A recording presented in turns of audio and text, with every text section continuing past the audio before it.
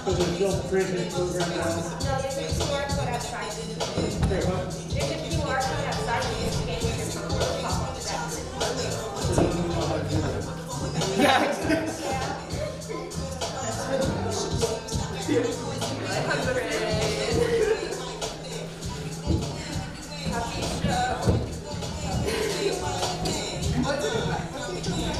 You'll see. I better. Otherwise they yell at me. And I mean them.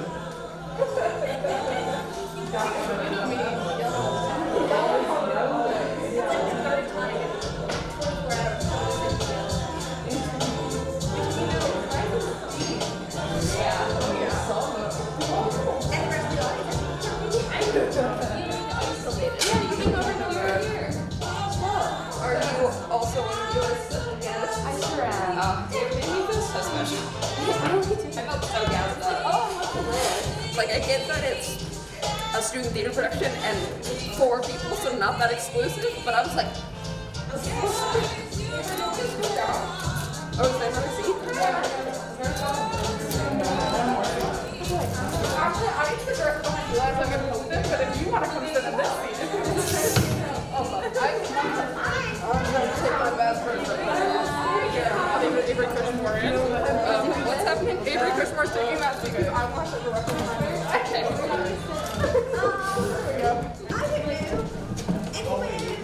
Oh my god. I'm gonna make an executive choice. There's like 6 ones. So these are mine. Those are yours. Okay. I didn't know. Don't steal them.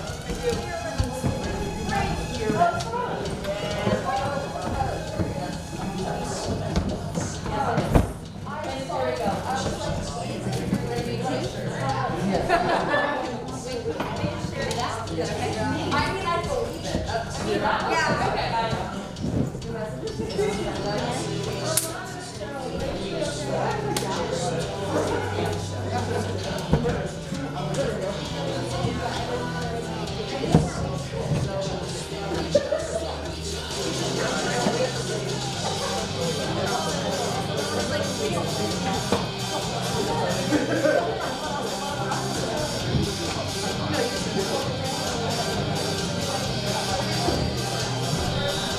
I'll leave.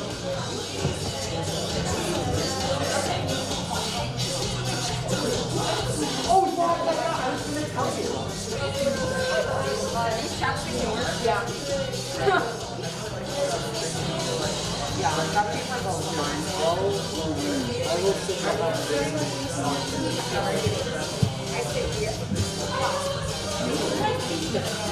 I'll sit behind you.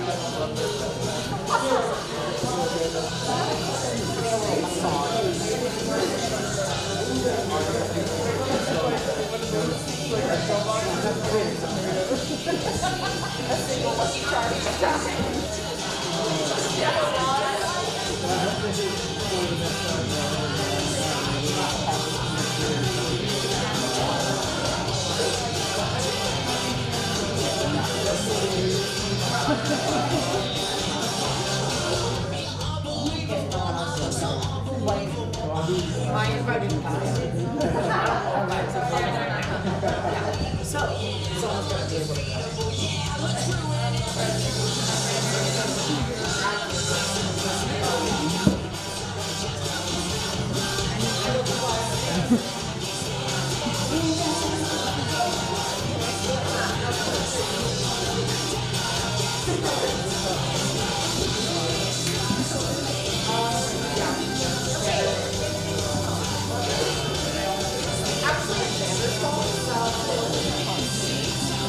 You don't like NCR, bro?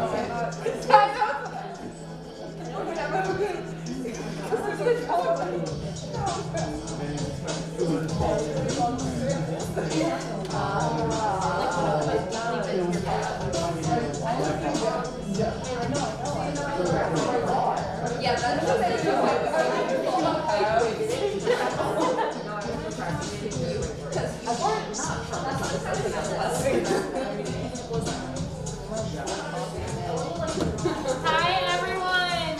Welcome to the Director Workshop Showcase here at Sarah Lawrence. Thank you, Jamie. Before we begin, we would like to acknowledge that the Sarah Lawrence Theater Program works, learns, and lives on the land of the Lenape people, and we pay respect to the Lenape ancestors past, present, and future. Tonight's presentations are Constellations by Eli Gutierrez,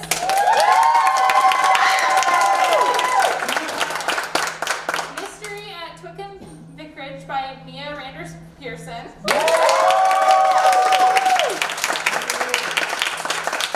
Infectious Opportunity by Abigail Ryan,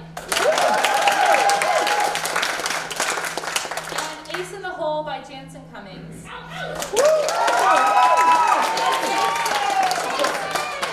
The shows will run in a 2 acts separated by a 10-minute intermission after the second show. We kindly remind audience members that the campus indoor mask policy is still in effect here at Sarah Lawrence, so please wear your mask throughout the duration of the performances and throughout the Performing Arts Center. Emergency exits are located through the door where you came in, to your left, and straight back through the theater.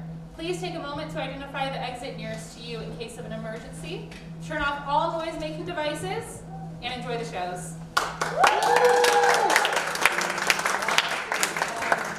9, we fly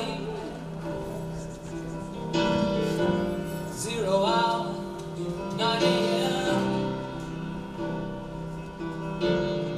And I'm gonna be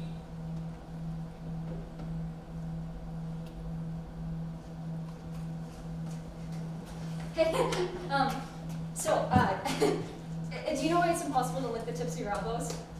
They hold the secret to immortality. So, like, if you could lick them, then there's a chance you'd be able to live forever. But if everyone did it, if everyone could, like, actually lick the tips of their elbows, then there'd be chaos, right? Because you just can't go on living and living and living.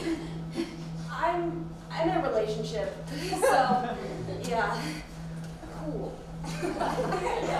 Do you know why it's impossible to lick the tips of your elbows? They hold the secret to immortality. So, like, if you could lick them, then there's a chance you'd be able to live forever, right? But if everyone did it, if everyone could, actually lick the tips of their elbows, then there'd be chaos, right? Because you can't just go on living and living and living. Oh, right. Try it. What's that? Your elbows. Try licking them. I'm all right. Okay.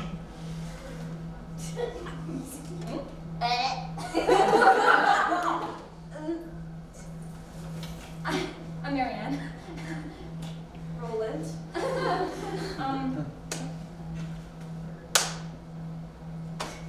So while the rain's held off, there's nothing worse than a soggy barbecue. Yeah. Yeah, soggy sausages. Oh, would you like a drink? I'm all right. My wife has actually just gone to get me a beer, so. Cool. Your elbows, try licking them.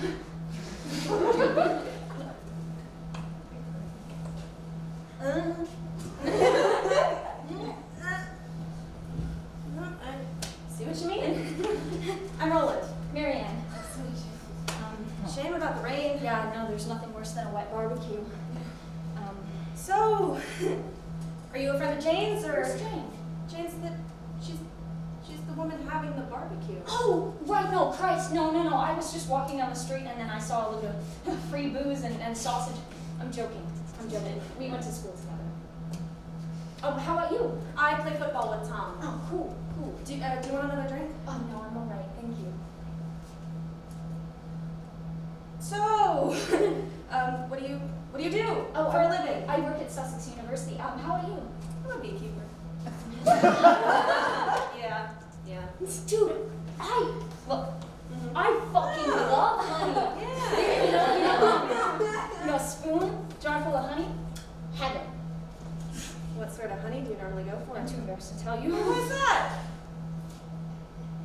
Oh, that's all right. I'm not putting good, honest, hardworking beekeepers out of work. Wouldn't have thought so. Do you think I'm a honey roast? Hey, some of the supermarket stuff's all right. So, okay, so I don't mean this in the wrong way, but like, do you make a living? I do, yeah. I meant from beekeeping. From beekeeping. Oh. Yeah. I used to work for a friend of mine in Wiltshire. Oh, cool. Yeah. After a while, though, I decided to want to go into business on my own. So, but my girlfriend, my ex-girlfriend. Oh, I'm so sorry for your loss. What's that? Sorry for your losses. I'm like, I'm keep going. Yeah. No. Anyway, so my ex, she wanted to move to London, so we got a place in Tower Hamlets. Oh, dude, I would have broken up with her if she would be moved from Wiltshire to fucking Tower Hamlets. I'm still living there, actually. We didn't have enough room for bees. We didn't have a garden. So. Oh, bummer. I went up on the roof one day though, and I realized it was perfect. So I tidied up a bit and got my first hive. I went 1 to 2, 2 to 4. Yeah. We went away though, and when we got back, the whole flat had been raided. Rated? Yeah. Used to keep the honey in bin bags. Didn't have a lot of money, so the bin bags were like a cheap alternative. But while we were away though, one of the neighbors must have called the police. Thought I was like brewing something up, and they properly went for it. The police. They turned the flat upside down and confiscated all these bin bags full of the most amazing honey and honeycomb. Did that really happen? Yeah.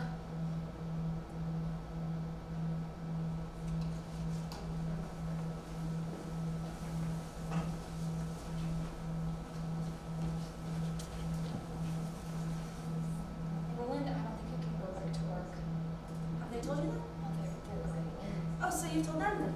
Not yet. But you're going to? I think so. But you haven't said any of this to them. They said whatever I want. So what about part-time? I don't know the point. I mean, the point of going part-time? What will I do? We can go away, we can do whatever we want. I don't. I'm being serious. I don't. mean it. We can't. You know, I have to have a choice. Control.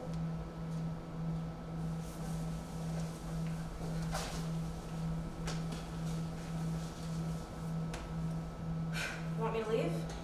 Not in a bad way, but yeah. I thought we'd had a nice evening. We did.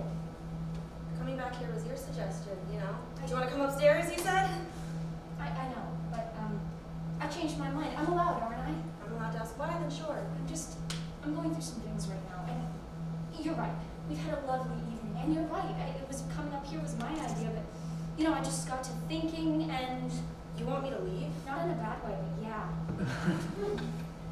Have I done something wrong? Have I said something? Have I offended you? No, Then I don't I'm understand. not asking you to understand. I'm asking you to leave. It fucking rich, isn't it? I'm just saying this was your idea. Yeah, It's let me rude. get out now. Have I done something wrong? Have I said something? Have I offended you? No. I thought we'd had a nice evening. We did. You know, I went on a date a couple weeks back, and almost exactly the same thing happened. So I'm more than happy to leave you to it. But if it's me, then It's not. I'm just saying you have to be specific. It's not you. If you had any feedback Okay, you look. could give me. I'm just going through some things right now. You know, my mom, she's really, really ill. And I can't tell whether or not I want you to stay because I want you to stay or if I don't want to go to sleep all night long. I'm really sorry. Let's just speak in a week or so.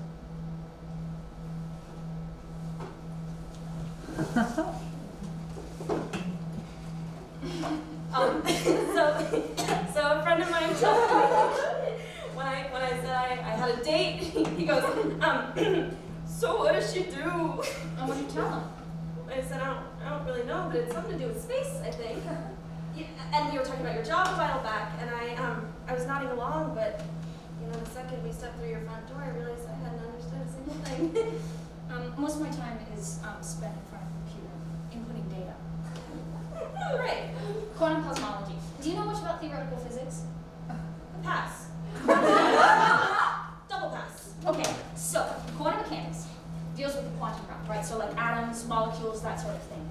And you know, on nuclear and atomic scales, very pretty much insignificant, right? And then in theoretical physics and like general relativity and stuff like that, gravity is completely vital, right? So we've got these two theories, right? We've got general relativity, which deals with like the sun, the moon, the stars, and then we've got quantum mechanics, which deals with atoms, molecules, quarks, that sort of thing. Essentially, we've asked the same exact question twice and gotten two completely different answers. This is really sexy, by the way. Listen, I've had a really amazing time tonight, and I'd really like to spend the night with you. I'd really like to spend the night with you. And then you've got string theory. Or, to be more specific, you've got a bunch of different string theories. Too bad I didn't stay. And you know what the interesting thing about string theory is that it potentially bridges the gap between both You of these haven't things. answered either of my questions. In the quantum multiverse, every decision you've ever and never made exists in a vast multitude of parallel universes. Everything I've ever done. Everything you've ever and never done. Okay, but if everything I'm ever gonna do already exists, what's the point of me? Okay, let's just say that ours really is the only, like, one true universe, right? So there's only one unique me and one unique you. And, you know, if that were true, then, you know, there'd only ever really be one choice, right? Because the decisions that we do and don't make determine which of these universes that we experience, right? So imagine rolling a dice 6,000 times. Everything I've ever done. Everything you've ever and never done. But if everything I'm ever gonna do already exists, what's the point of There me? isn't one. You know, in all of our equations, we don't see any evidence whatsoever of like free will. Right? We're just a bunch of particles being governed by very particular laws and knock the fuck around all over the place. Make it sound so glamorous.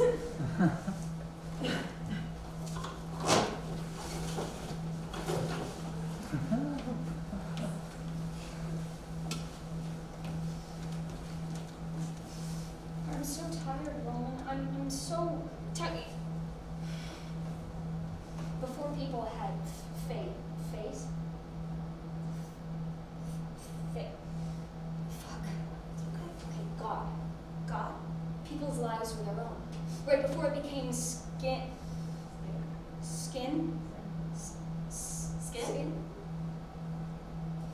Mom wasn't afraid of dying. She was afraid of being kept alive. Right, that was what scared her. I understand. Roland, it's not just the words. Okay, no, I don't I'm understand. having trouble with numbers and words on the page and typing too. I know what word I'm trying to type, but I just don't know the letters. And it's becoming more difficult.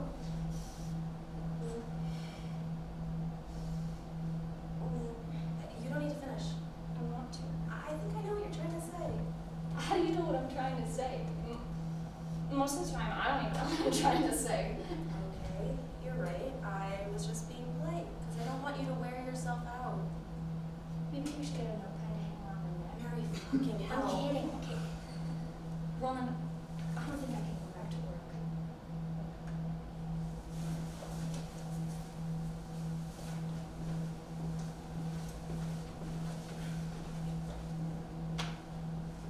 All right.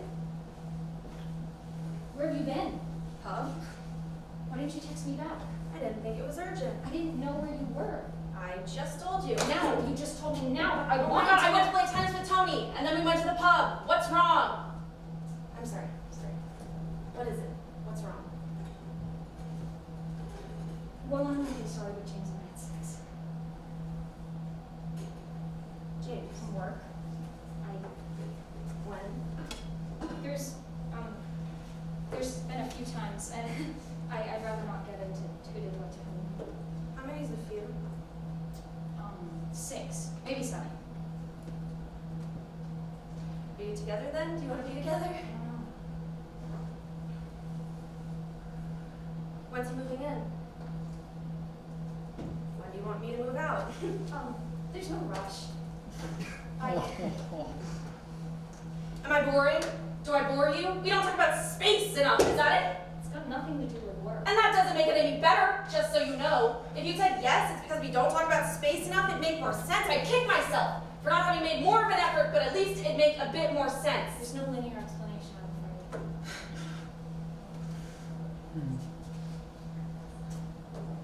Hey, Where have you been? Work.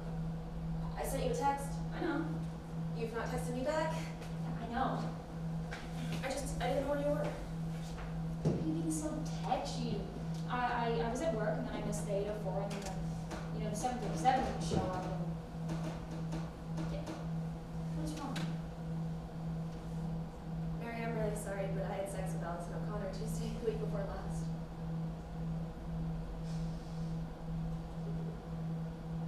Allison O'Connor?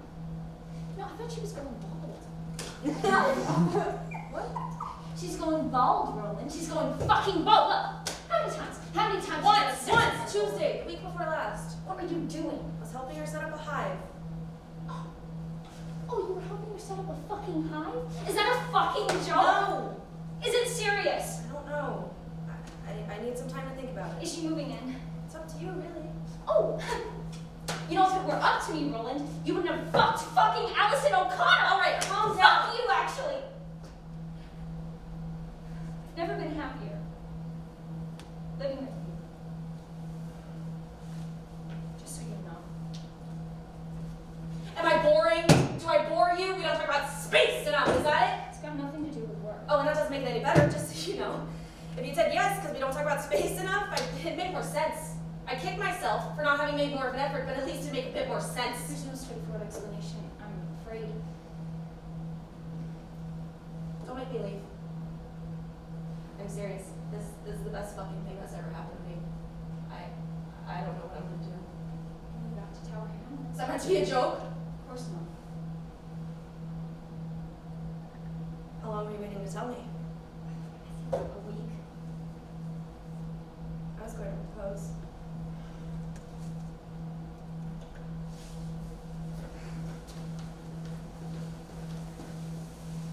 I keep thinking of Mom. In what way?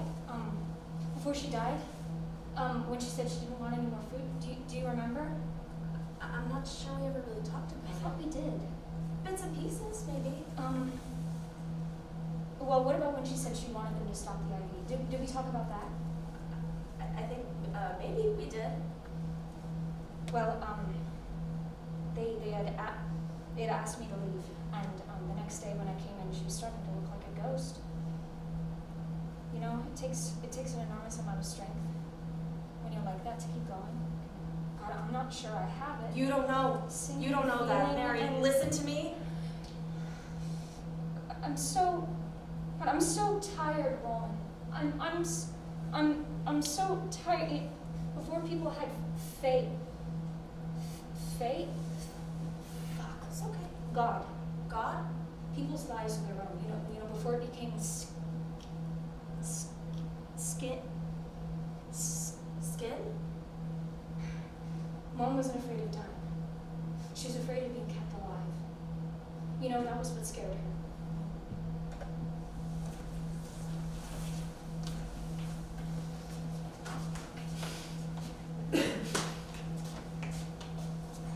Hello, Marianne. Roland! Wow! Hi! How's it going? How are you? I'm good. Yeah. How are you? I'm doing really well. I bought some of your honey. I said to the girl on the till, I said, I used to know the man who made this honey. And what'd she say? I read one of your papers. Really? Oh, which one did you read? Something to do with the XMM cluster survey. It's really amazing, Roland. Thank you. What'd you think of the honey? It's completely delicious. Are you here for the ballroom class? I am. Yeah. Heather's getting married in a couple months, and I've been ordered to sort out my 2 left feet, or else. How about you? Similar, really, wedding. Your own or? No, mine. Yeah. Oh. Congratulations. Is your fiance? Is he? Held up. He's been held up.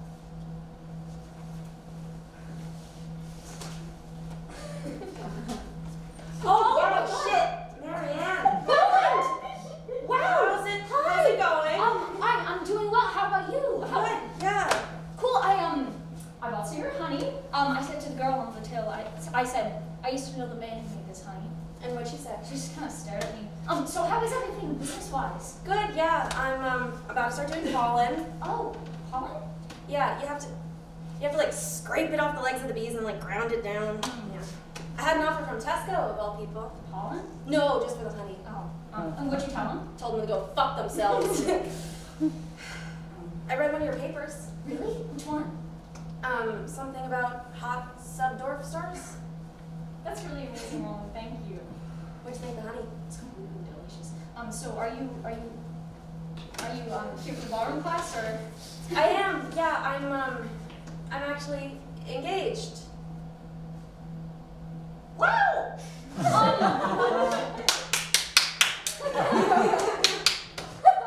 Congratulations! Who's the lucky lady? Allison. I remember. Yeah, Heather's getting married in a couple months, and I've been ordered to sort out my 2 left feet, or else. How about you? Similar, really, wedding. Oh, your own, or? No. Oh my God! Could you imagine? No, I'm just being a really diligent bridesmaid. So is this your first lesson? Is this Oh no, it's my second. How about you? a first? Yeah. Good job on the comfortable trouser front. You know, I came straight from work last week. Crotch was like a fucking furnace by the time I got home.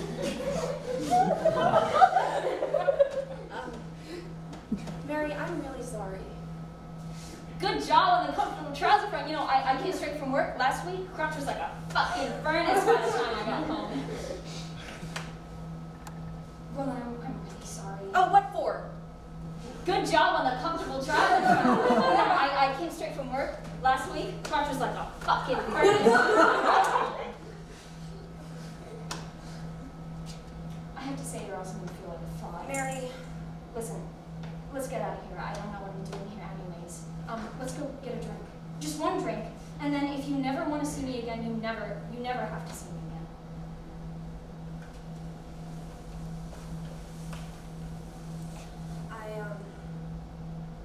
I don't really know what to say. You don't have to say anything. No, I know. But I want to. I want to know what to say to you.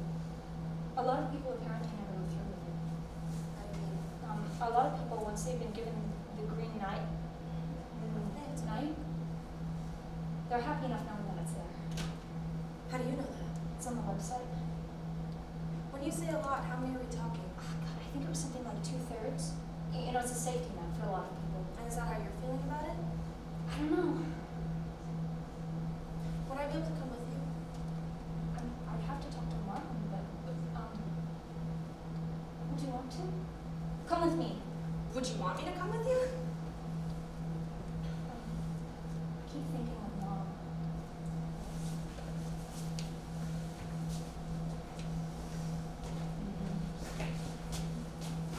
Knock knock. Wow. This is a surprise. Is it? It's the middle of the afternoon. Well, I mean, are you busy? Because I mean, there's something I'd like to say to you. There's something I'd like to say to you. Okay. So, as you know, well, maybe you know, there are 3 different kinds of bees, okay? There's the drones, there's the workers, and there's a single solitary queen.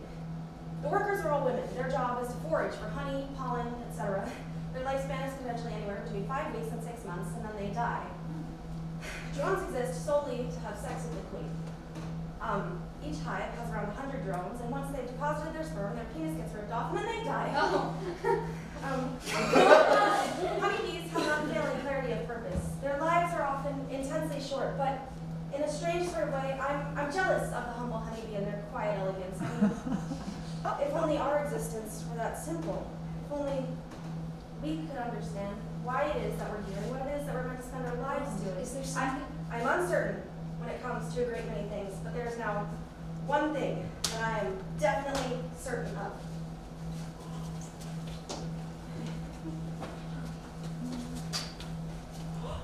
Oh my God. Mary Annabelle, will you marry me? Roland, get up. Come on.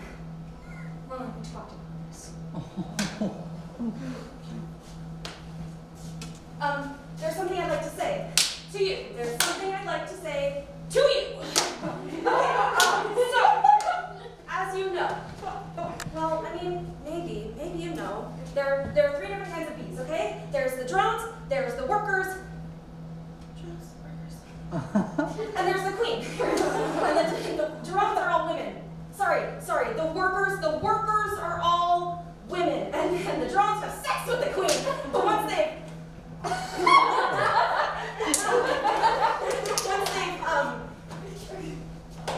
ejaculated, they die. I should have written this down. Roland, is What there I'm trying to say is bees have a really short life. You know, they have an incredibly short life, and then that's it. Possibly the bit about the lifespan should have come at the start, because then I could have, like, Is there do you remember when we first met? Yeah. At the wedding. What? Joan and Ruth's wedding. We met at a barbecue.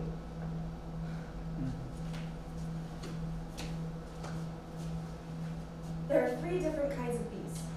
Okay? There's the drones, the workers, and a single solitary queen.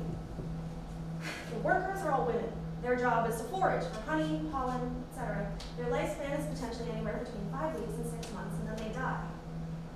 Drones exist solely to have sex with the queen. Each hive has around 100 drones, and once they've deposited their sperm, their penis gets ripped off, and then they die. Oh. But honeybees have an unfailing clarity of purpose. Their lives are often intensely short, but in a strange sort of way, I'm jealous of the humble honeybee and their quiet elegance. I mean, if only our existence were that simple, if only we could understand why it is that we're here and what it is that we're meant to spend our lives doing. Roland, is there something I'm uncertain when it comes to a great many things, but there is now one thing that I am definitely certain of. Mary Annabelle, will you marry me? Okay. Really? Yeah, really. Aww. Where's the speech from? Was it from a book or A bit? I gotta go to a fucking tutorial. I'll see you at home.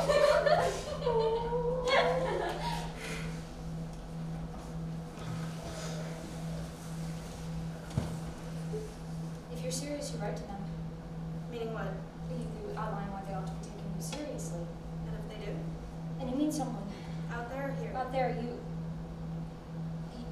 You have to meet them a few times, Then what? and it's up to you. How do they do it? How does it work? They use something called a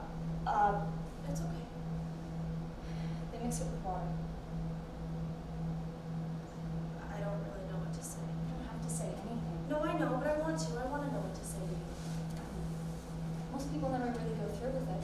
How do you mean? A lot of people, once they've been given the green light, It's okay. they're happy enough knowing that it's there. How do you know that? It's on the website. Would I be able to come with you? Want to? Come with me, Andy. Would you want me to come with you? Keep thinking about it. In what way?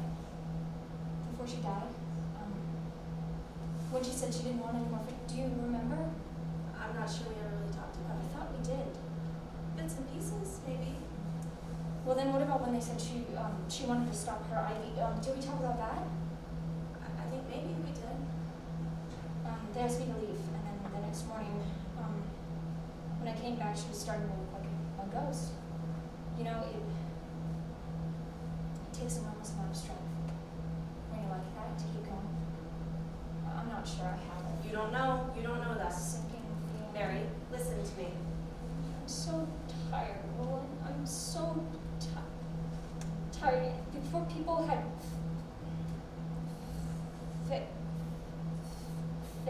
face. Fuck. It's okay. God. God? People's lives were their own. Before it became skin. Skin? Mom wasn't afraid of dying. She was afraid of being kept alive. You know, that was what scared her.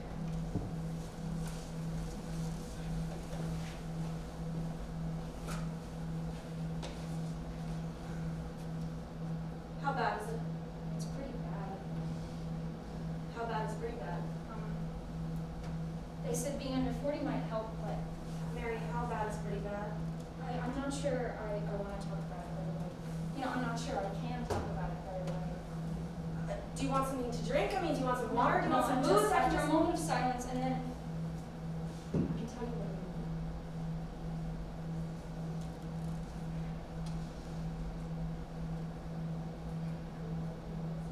He said, I think, something like a third of people were 30. And what about the other two? How long do they? I don't remember. I mean, he gave me some leaflets. Fuck me. Why does it matter what happens to the other two? Why does it matter? It matters because presumably we don't know which third you're gonna be. Why are you're getting mad at me for not remembering this number or that number? I mean, who All right, gives a sorry. fuck? Okay, I'm sorry. Did he talk about treatment? He said they could operate, and then radiotherapy. But if I'm 2 weeks from radiotherapy, then they said chemo, and a shitload of chemo. It's all in the front of the room. I don't know what that means. It means I'm gonna have trouble selecting words, selecting the right words. He said to expect seizures. Jesus Christ. He said this is it. Okay.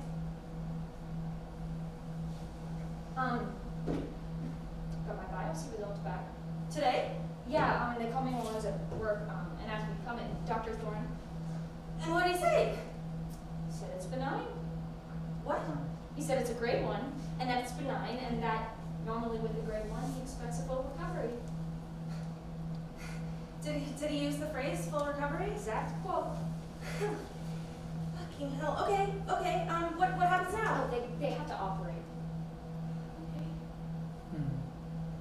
Are you okay? Yeah. Are you sure? Yeah. I love you. It's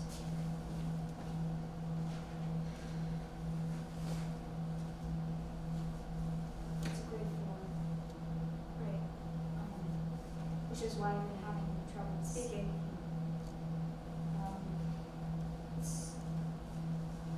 He said they could operate, and then radiotherapy, but if I'm 2 weeks for radiotherapy. 2 week? Yeah, if I'm 2 weeks for radiotherapy, then he said chemo. Okay. We can stop. No, I think I'd rather live for Absolutely. it's a year, probably less. Probably less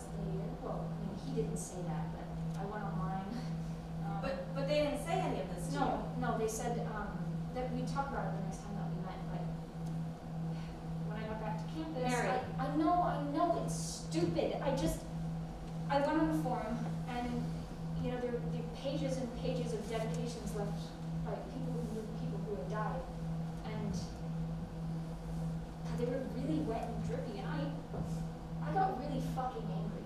Because there's so much bullshit, right? But, you know, when your time's up, your time's up. She was a real fighter. Was she? Okay, we should eat. Why don't we eat? If you put a fucking photo of me on a fucking forum, I'll hump the shit out of you. No forms. Okay, we should eat. Why don't we eat?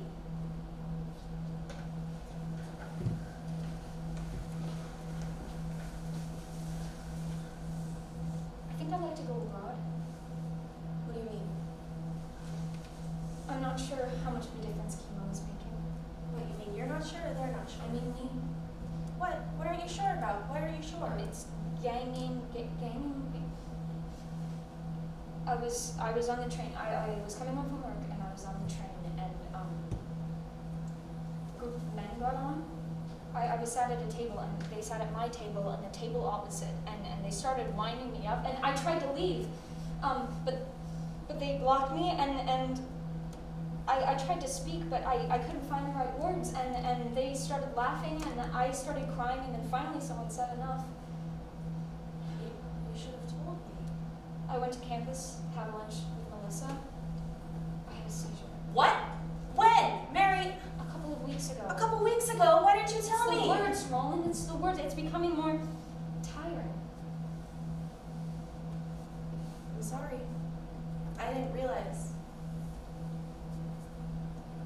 I don't know what to do. I want to help. You are. Oh,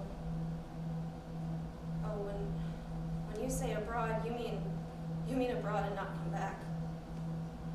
Potentially, yes. How does it work? You join a group, you pay some money, and if you're serious, you write to them. Meaning what? Outline why they ought to be taking you seriously. And if they do?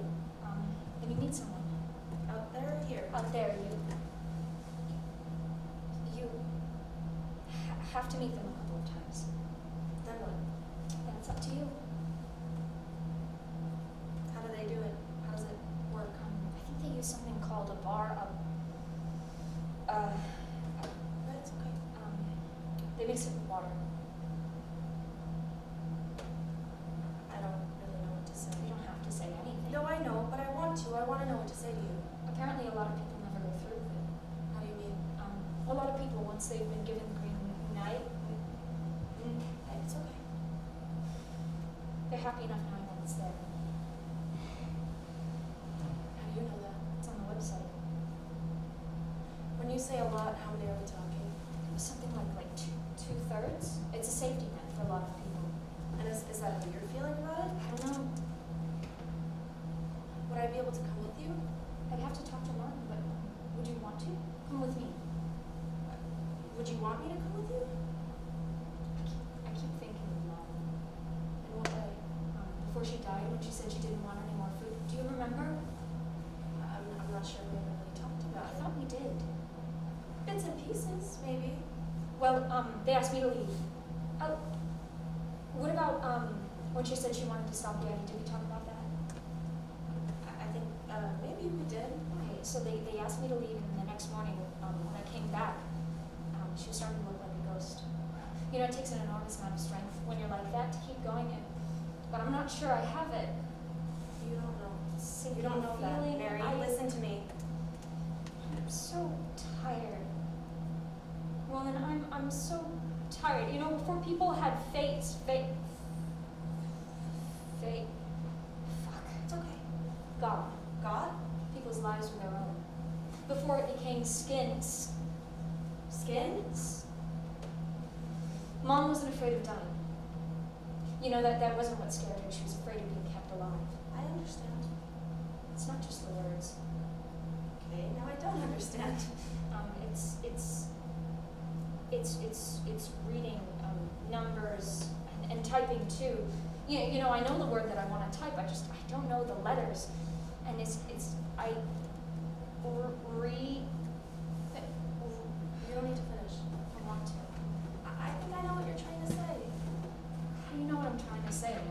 Most of the time, I don't even know what I'm trying to say. Okay, you're right. I was just being polite, because I don't want you to wear yourself out. Maybe we should get a notepad to hang around my neck. Mary, fucking hell. Roland, I don't think I can go back to work. Have they told you that? Yeah, great. Oh, so you've told them then? Not yet. But you're going to. I think so. But you haven't said any of this to them. They said whatever I want. So what about part-time? I don't know the point. You mean the point of going part-time? What will I do? We can go, hey, we can do whatever we I want. don't. I'm being I serious. don't. I mean it. I don't. We can't. I have to have a choice. Control.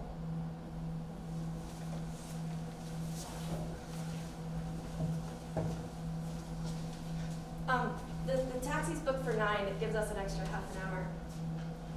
Are you tired? Okay. Do you want to go to sleep? Are you cold? I'm fine. Because, I could turn the air conditioning down. I'm fine.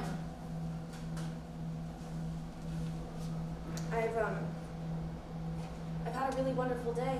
Same. Can I be honest with you? No.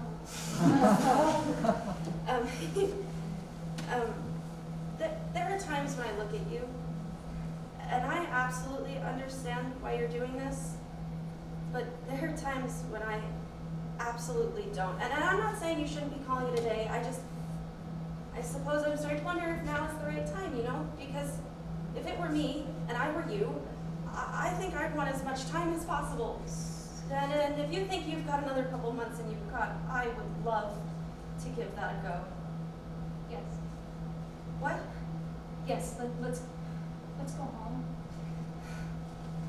Because if it were me and I were you, I think I'd want as much time as possible. And if you think you've got another couple months and I would love to give that a go. I don't know what you mean by time. Time? I'd like more time with the you.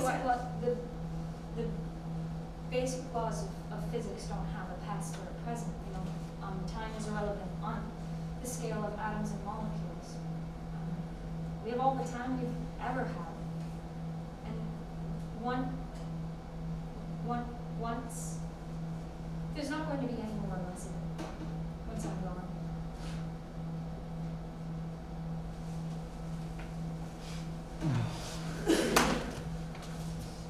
Oh, Marianne! Roland! Hi! Wow! Hi! Hey, how's it going? How are you? I'm good, yeah. I'm doing well. I got some of your honey. I said to the girl on the till, I said, I used to know the man who made this honey. And what did she say? She just kind of stared at me. I read one of your papers. That's really amazing, Roland. Thank you. What did you think of the honey? It's completely delicious. Oh, are you here for the barroom class or? I am, yeah. Cool. Heather's getting married in a couple of months, and I've been ordered to sort out my 2 left feet, or else. How about you? Similar to the wedding. Oh, your own, or? Oh my God, no. Oh, could you imagine? No, I'm just being a really diligent bridesmaid. So is this your first Huh? lesson? Is it your first? Oh, lesson? no, it's my second. How about you? First, yeah. Good job on the comfortable trouser front. I came straight from work last week. Crotch was like a fucking furnace by the time I got home. Hey, we could afterwards, if we're not both completely exhausted, there's a nice place not that far. We could try going for a drink. If you get there and you change your mind and you just want to, call it a day, then we'll just call it a day, We'll just call it a day, and you'll never have to see me again. She packed my bags last night, pre-flight.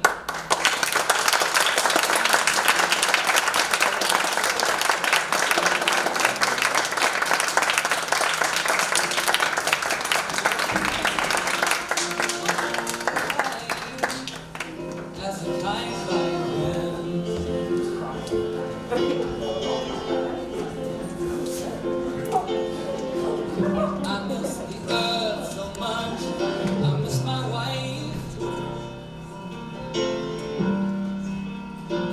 lonely outer space on such a time.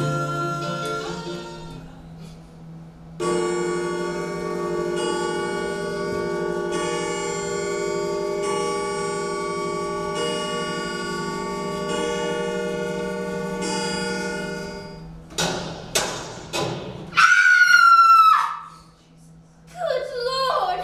Is he dead? Is he dead? Yes, he's dead. Jeremy Thumpington Fines has been shot 3 times through the heart. Probably in this very room. Probably on this very carpet. Beautiful carpet, by the way. Thank you, Inspector. I'm sorry, Inspector Dexter. Did you say that Jeremy is dead? His ventricles have been completely ventilated. And yet, such a brief, short while ago, Jerry was so alive. He was so terribly, terribly alive. Certainly changes our dinner plans. I presume this was a shooting accident, Inspector Dexter. A what? A shooting accident. Oh, a shooting accident. No, this was no mere shooting accident. But you don't mean that it was Murder. murder. Yes, it was murder. Murder! I believe it was someone in this very room who murdered him. In this room. Now enough of that. Was it you who killed him, Mr.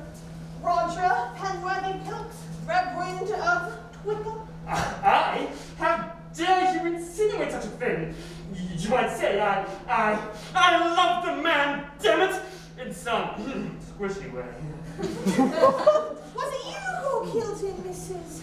Sarah Penworthy? It was not I, for your information, Inspector Dexter. You're quite as cool as the Americans say, cucumber. Or did you, the man's own wife, do it, Mrs. Mona Thumpington Fines? Only 2,000 fines. Oh, sorry. No, I didn't kill him. I'm innocent. I swear it.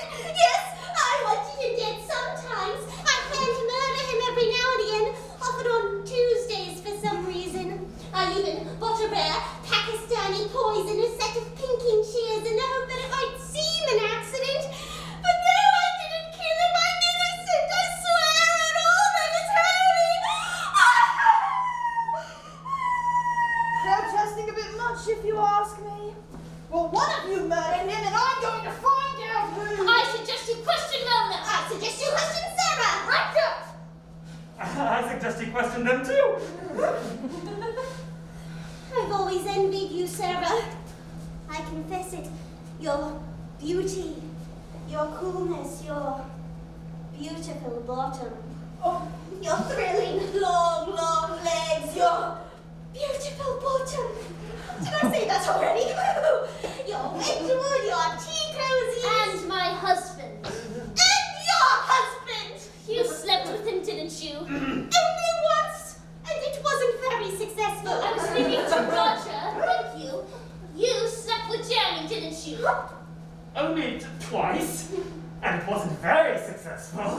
Yeah, well, I've slept with you twice, and I can believe that.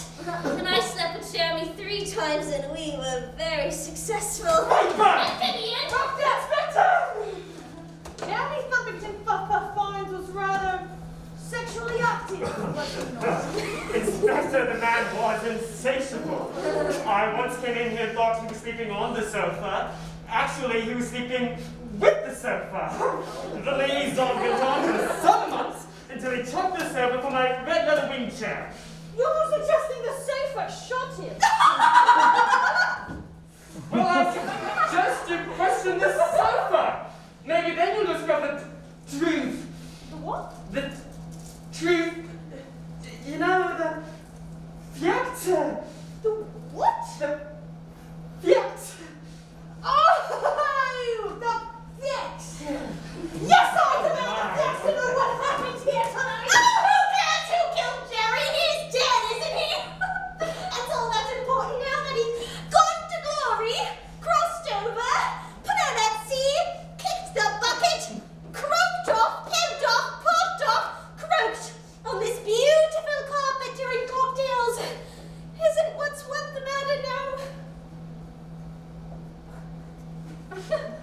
suppose not, under the circumstances.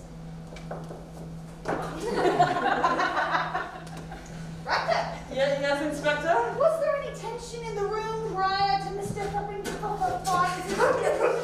Tension? What was the tension, darling? Tension. Let me think backwards. Well, isn't this a bloody boring party? You're drunk, Jerry, you're drunk! Damn you, Jeremy, damn you! You're a kid! There may have been a little tension in the room. But I say, let's not quarrel, shall we? Hellish weather, isn't it? I've never seen such snow. I found it so comforting. Schnee. Bullets! Who needs a drinking? Whiskey soda, Mona. Love one, Roger, It's Doctor! now 3 minutes till the hour. Dinner's ready and the clock strikes 7. Huzzah! Oh, I do hope you make the cheese things. I do love the cheese things. The cheese things are scrumptious, are they not? Bollocks! We found a wonderful restaurant that device. Antarctican cuisine. Antarctica? Roasted penguin. It tastes a lot like none, actually. Like none. Oh, yes! Like none! We ate, and then there were none. Bollocks! Have we all seen Prime Suspect 15? Nearly as good as 11. Bollocks! My God! We're not going to sit around here and make bloody small talk all evening, are we? And talk about the weather and restaurants and what we've seen on the fucking telly. Might as well critique the shape and consistency of human turds as discuss what's good on the fucking telly. Spoil sports and Sakiri boots, body pooper! You know we're all going to croak someday. It was almost as if he'd had a premonition about his own death. I could be a corpse on this carpet in a moment. Beautiful carpet, by the way. And I have to discuss the bloody cheese things. Stop it, Jerry! Stop it! I hate it when you get morbid like this. My God, does none of us read? Does none of us think? No, not myself. Does none of us have anything at all of substance to say? Well, I don't much believe much in God much anymore. Roger! Just like a conversation, darling. Look at us. None of us is living the life worth living. We're pathetic, toothy, boring creatures with ridiculous accents. Toothy. Exits? What exits? We're a lot of rotten corpses is what we are. Isn't that the terrible, horrible, awful truth? Stop it, Jerry! Stop it! You're drunk! Damn you, Jeremy, damn you! So you're a kid! Just then the clock started to strike. The lights went out. Good God, what's happened to the lights? And on the final stroke of 7. Bang, bang, bang! 3 shots, probably from a Webley 45, just a guess. Then somebody screamed. I think it may have been me. Ah! Yes, it was me. And when the lights came up, Jeremy was lying in missionary position on my carpet. He'd had an affair with that carpet, so at first I thought they were copulating. And yet such a brief short while ago, Jerry was so alive! He was so terribly Did I say that already? If what you say is true, Miss Penworth Pilks, that means the murder weapon is still in this room. Yes, the fatal pistol is still in someone's pocket. As long as the furniture Why, even the furniture wanted him dead. But we all loved Jerry. He was so charming, so fun. So priapic. So priapic. What's priapic? So priapic. Well, I'm going to get the truth. Excuse me. Stop. Truth. Inspector, Yes, Rector. I have a confession to make. So your job, isn't it? No, I mean I have a confession to make to you. What sort of confession? Well, I don't much believe much in God much anymore. Is that your confession? No, that's not my confession. Anyway, now that I'm confessing things, I might as well say I never really much like the cheese things very much either. Don't like the cheese things? Yes, I can say that now. I never much like the cheese things, though I always said it was scrumptious. The truth of it is, I was lying. I always sensed you didn't like the cheese things. I've always loved the cheese things. Must we discuss the bloody cheese things? That's exactly what Jerry said before he was riddled with hot lead. In any case, Inspector, you can take me away. For it was I who ventilated Jeremy's ventricles. I shot him with this starting pistol, which I stole from my public school when I was 12. This is all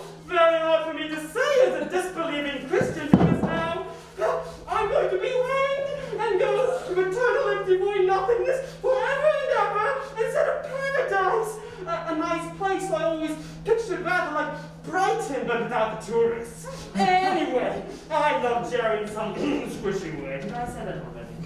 But I couldn't stand it when he threw me over to the sofa. Especially since I so badly desired the sofa myself. Thank you, Rector. So nice and fluffy. I'd even fondled it on a couple of occasions when Sarah wasn't around. Thank you, Rector. When I found he'd had my red leather reject was taped down much. My God, the man had a passion for things. Sally left his mark on it, didn't he? Oh. I'm sorry. I'm sorry. Very well, sir. Now I shall escort you to the yard. The yard? What's out in the yard? Scotland Yard! Just one moment, Inspector. As a partially disbelieving Christian, I cannot allow this to happen. It was not only Roger with the starting pistol who killed Jeremy. It was I, with this Webley 45. Thank you. Anyway, I'm willing to face my maker if there really is one. My true punishment is to kill the only man I ever loved. The only man? Really, darling? Let me finish. The only man I ever loved in a hammock. I shall miss that hammock. You can take us away now, Inspector. Stop! Inspector! It was not only Sarah with the Webley and Roger with the starting pistol. It was I! With the 5.5 telescopic elephant hunting rifle! I killed him in conspiracy with the sofa who hid the weapon for me. I don't need to tell you why I killed him. It was to sardine sandwiches he had for breakfast. I shall miss his oily little fishes. I shall miss his happy hedonistic laughter. I shall miss tickling his testicles while he sang the Oxford voting song. You all missed him, but you all shot him, didn't you? Yes, and it wasn't like a big... Is dinner on yet? Jerry! Oh, I'm sorry, was I copulating with the rug again? Oh dear, I think I've been shot. Yes, there's been a bit of a shooting accident. What? Shooting accident. Oh, a shooting accident. Well, the bullet seemed to have ventilated but not violated my ventricles. Who are you? Harry, that's still the answer. I say, haven't we slept together? That would be 2 years ago last April, sir. Oh, yes, the butterscotch pudding. The very same, I cherish the memory. Aren't you sweet? But I must say, if you're not dead, my purpose in life has been quite evaporated. I've been rendered redundant. I'm having existential doubts, sir. Whatever shall I do with my dwindling empty days? You might try gardening and get in touch with the earth. Quite right, sir. I shall pick up the spade.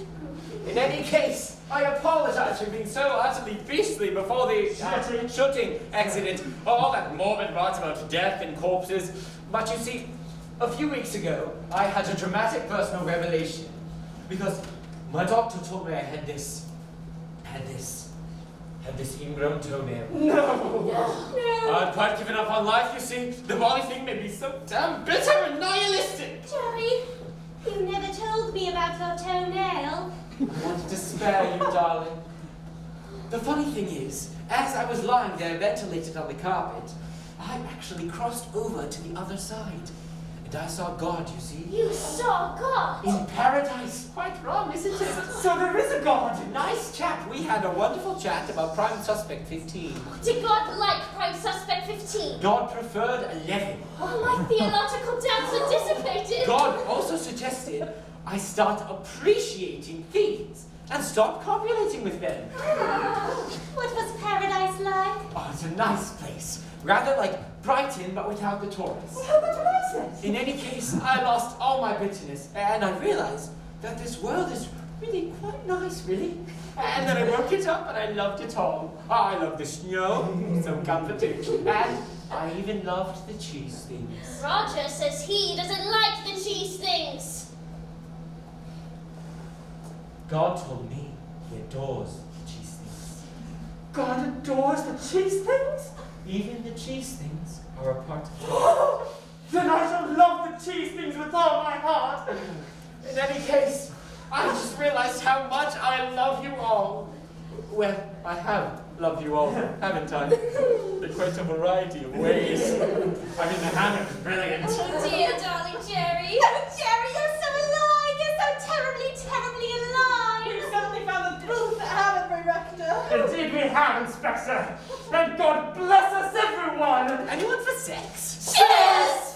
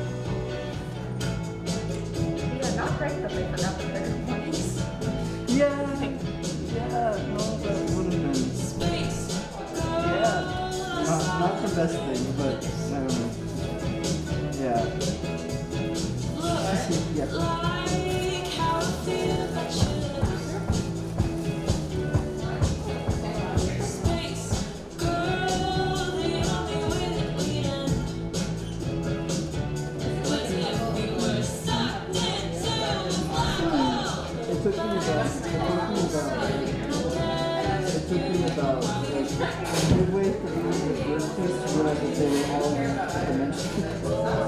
It took me a fucking long time to recognize that. I mean, the only reason I Yeah. the only reason I knew that to begin with is because I read the play in high school. You read the play in high school? Yeah. Oh no, these are all pre-written. It's just Sorry, I just wanted to say, right after I said I liked your shirt, I was informed that apparently I follow you on TikTok and I didn't even know that you were it. So wait, on my cosplay account? Yeah. That's so funny. My boyfriend knows who I know. And so Yeah. apparently, Jason. yeah. So apparently I followed you and I didn't even know that there was a connection. And you're a Yeah. Testify stand, which is awesome. I am indeed. Eli and I, who I was here to see a show. Yeah, he and I went to the Cape Town concert that was in New York last month, and Tessa Violet was one of the openers. Yes. So I've met her twice, but in DC and not here. Anyways, that's all I wanted to say. Also, I'm so jealous of your hair texture.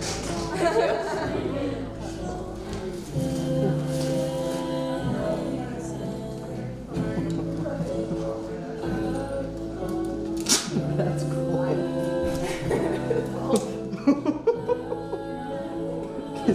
Can you imagine promoting the imagine promoting the note and then your ex drops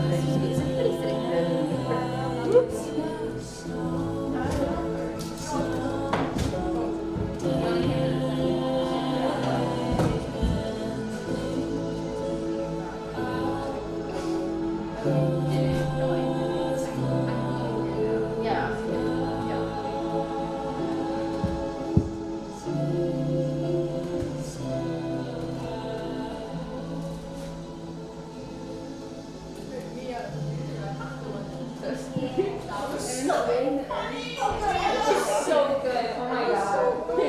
Very stressed. I'm like,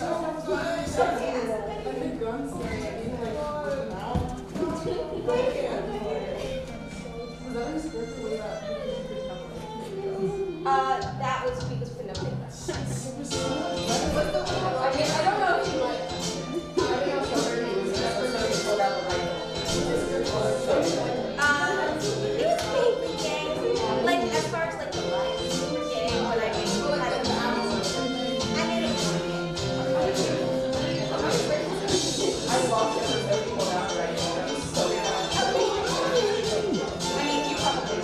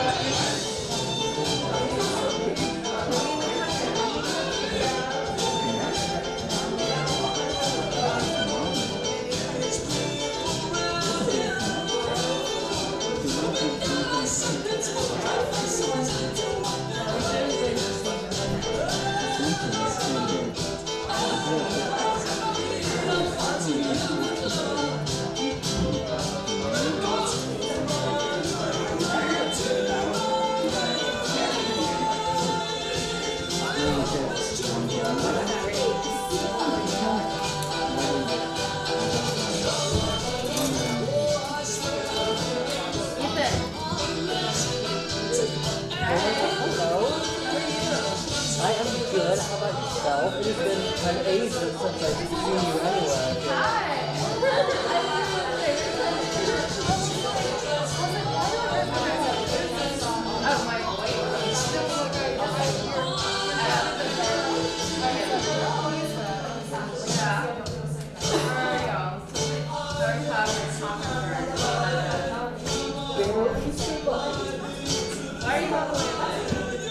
Because we ran out of seats.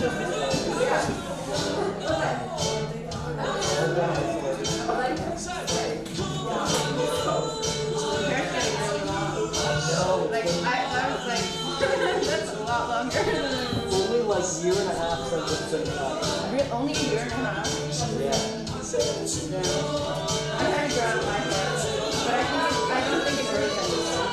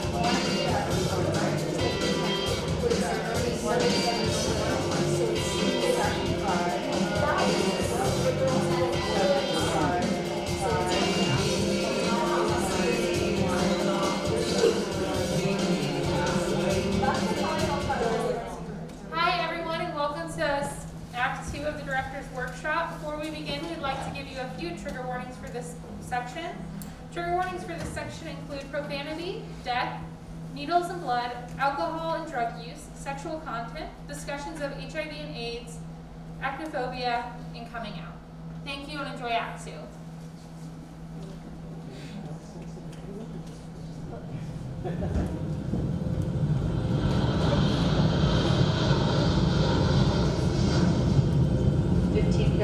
headed to Los Angeles. Welcome on board.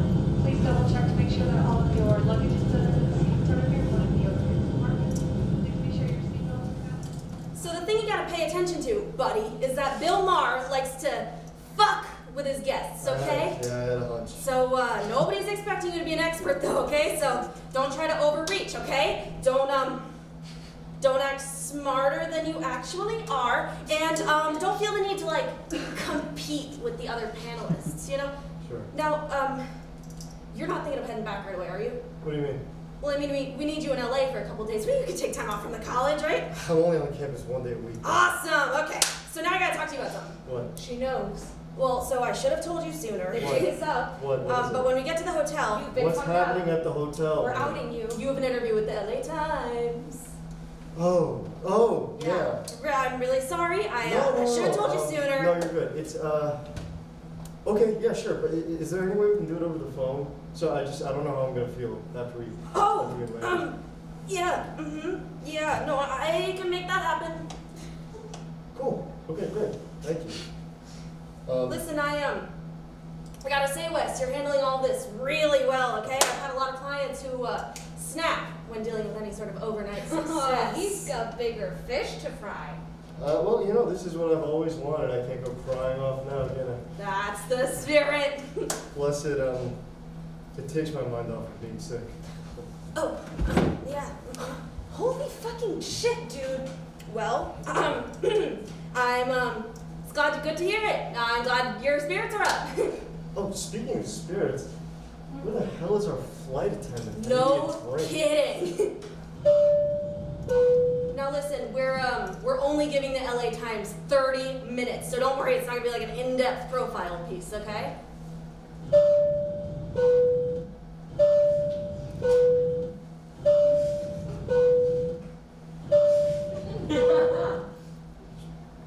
Alright, I'm gonna go fuck the attendant. Do you want anything?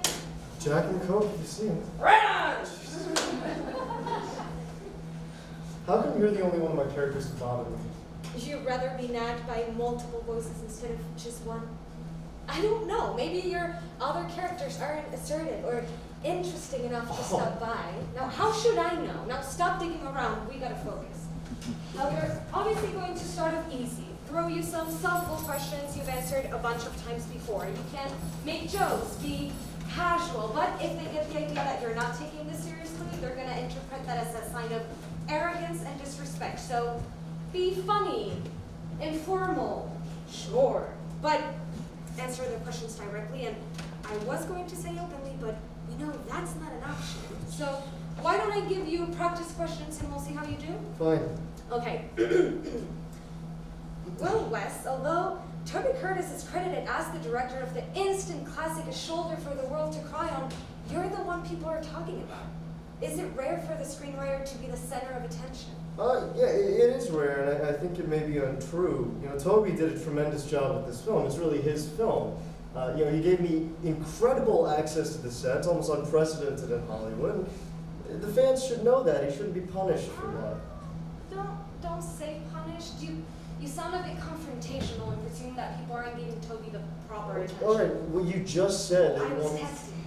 Jesus Christ. Okay, how about I say Toby was very generous in receiving my input on set, and I'm very grateful for that. And then just leave it there. Not bad. Okay. Now, do you hope to spread awareness and compassion for this disease? In a way, yes. I wanted to create a compelling story about sympathetic characters that are having to deal with a terrible reality, but mainly I wanted to create a story about people, not their T-cell count. You're a natural. Now, they're obviously going to ask about coping with being HIV positive, so why don't we try a few questions about that? How do you fucking live with yourself? Did you correct it? More specific? Yeah, you're right. How long do you think it'll take before people figure out you're not HIV positive, but rather have been faking being sick to kickstart your career? Too horrible? Too soon? Want a few seconds to think about it?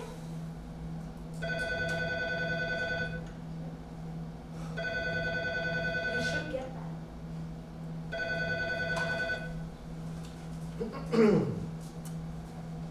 Hello? Wes? This is Chris Newman from the Los Angeles Times. How are you doing Hi. today? I'm good. How are you? Good. Thank you so much for agreeing to talk to me. Oh, of course. Thank you for having me. Thanks for agreeing to do this over the phone.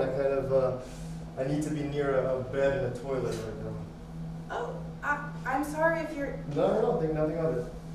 Okay, well, let's just kick things off, shall we? Of course. Do you justify faking your illness because it's not really hurting anybody? It did. It started off as an apology for feeling so sorry for myself when I realized that I was HIV positive. But as I continued writing, I found out that people's experiences with this illness are vastly different. Alan's way of coping with his HIV is 180 degrees. What sort of fucked up social... People that I met at I've the been having hospitals and HIV the for outreach over centers really opened my 5 eyes. years. In what way?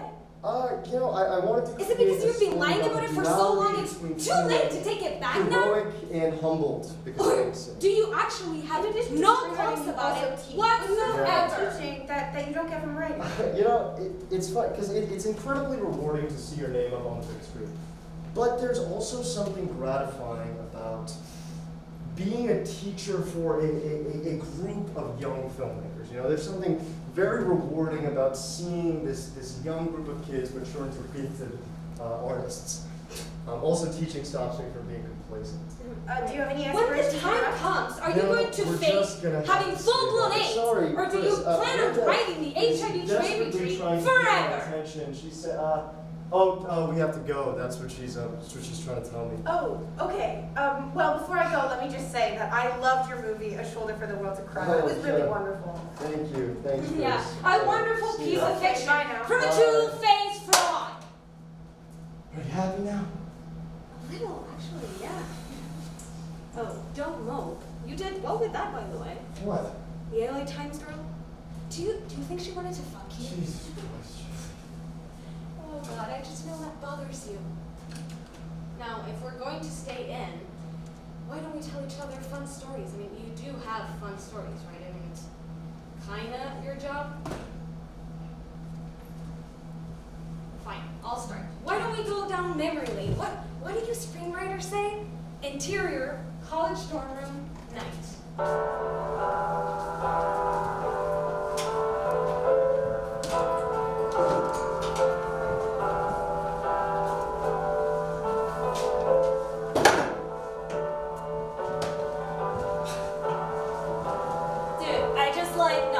I just hate it when people feel the need to indicate every single little thing, Your school days, how cute. This is what, your senior year as an undergrad? Yeah.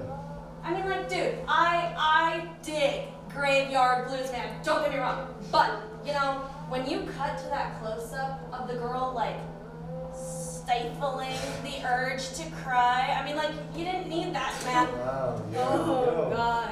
Pretentious film student shop talk. Whoa. Don't hold back, dude. Let me know what you really think. I'm not trying to be a dick. You're just a natural at it. Oh, come on. Oh, fuck. It's late. I gotta get going. I got class in the morning. Totally don't get why you take morning classes this late in the game, man. Because I'm stupid, apparently. Yes. Alright, guys. When's he taking off too? He's sticking around. I'll have one more beer if that's cool. Sure. Well, alright, dude. Thanks for coming by. Alright, guys. And, Wes, I'm sorry if I sounded like a dick, okay?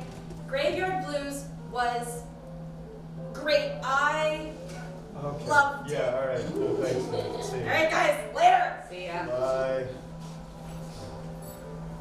So, it's cool that I'm... Of course. Ooh.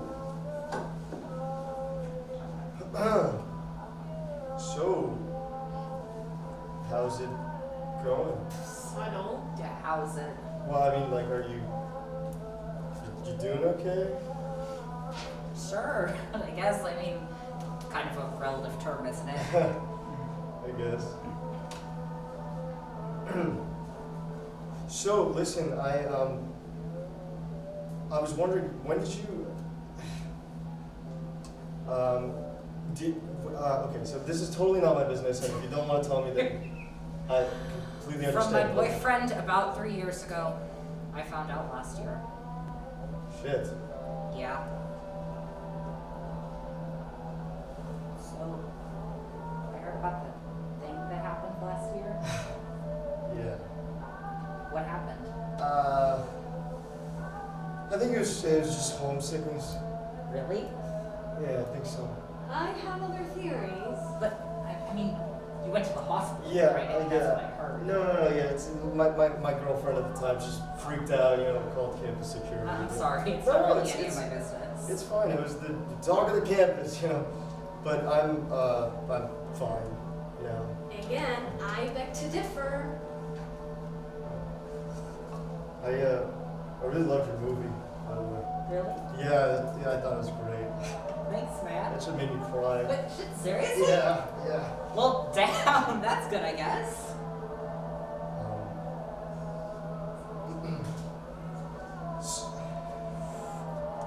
So I'm hoping to catch that new Jarmusch movie tomorrow. Do you want to come with?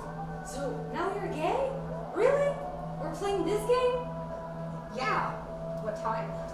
Whatever. If you're gay now, why don't you just kiss him? I could go check that out. Cool. Are you worried about catching something? No, it's probably not that. Also, I know that this isn't much, but if you need anything, I'm here for you. You're sweet. Thanks, Wes. That means a lot. Just fucking kiss him, dude. Also, I know what you're going through. Or do that. What do you mean? Why the hell did you say that? I mean, I just know what it's like. Wes, what are you saying? Just tell him you have a friend who's sick. Forget it. I'll talk to you tomorrow about the movie. Wait, hold up. What are you trying to tell me? Now's the time to back out. Just, no, nothing. Just please forget I said anything. Wes. I really loved your film. Thanks.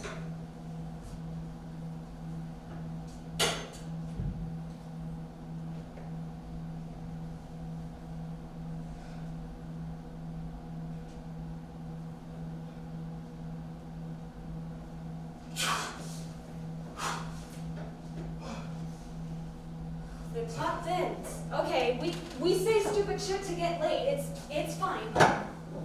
There's something more to it, isn't it? And it wasn't just a white lie to get close to him.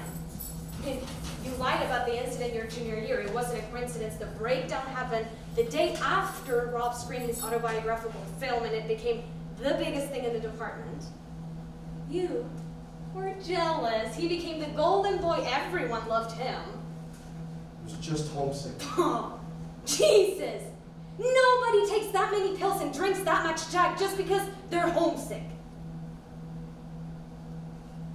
Fine. You're still sticking to the story just being a white lie to get close to Rob, so I guess we're gonna have to keep friends. Rob had, he used to attend these support groups every Tuesday. And he invited me to go with him. And since I told him I'd be there for him no matter what, I couldn't really refuse. And this is where I come in. Yeah. Great! Let's Christmas past this shit! Interior, multi-purpose room, night. Wes, you ready for this? What do you mean? Oh, sorry, I don't mean to scare you. It's just, some people are kind of weird about this sort of thing. Oh, okay. No, but it'll be fine. I'm really glad that you came. Yeah, me too. And don't mind if you Who's Amanda? You'll see.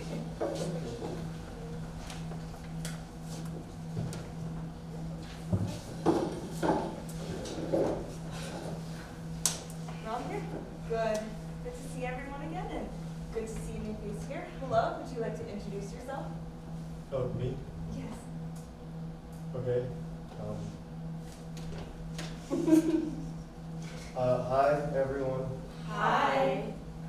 Hi, my name's Wes. Hi, Wes. Hi. I'm friends with Rob here, and I recently found out that I am HIV positive, and Rob suggested that I join you guys here today. Should I keep going or just? Not if you don't want to. Okay, cool. I think I'm just gonna listen for now. That's okay. That's perfectly all right. I promise we don't bite. Now, is there anyone here that hasn't shared in a while that would like to? Anyone? Josie. Okay. Why don't you kick things off? Okay then. Thanks, Moira. Well, as you know, the downside is that I'm no longer just HIV positive.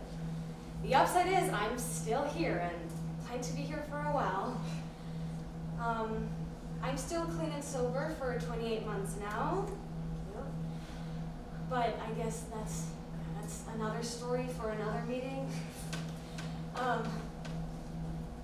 It was a vicious cycle for a while. The needle was what got me into this mess, but the needle was also my escape from it. I really thought that at this stage of the game, the temptation to bang it in would be too strong for me to fight, but for some reason it hasn't been a problem.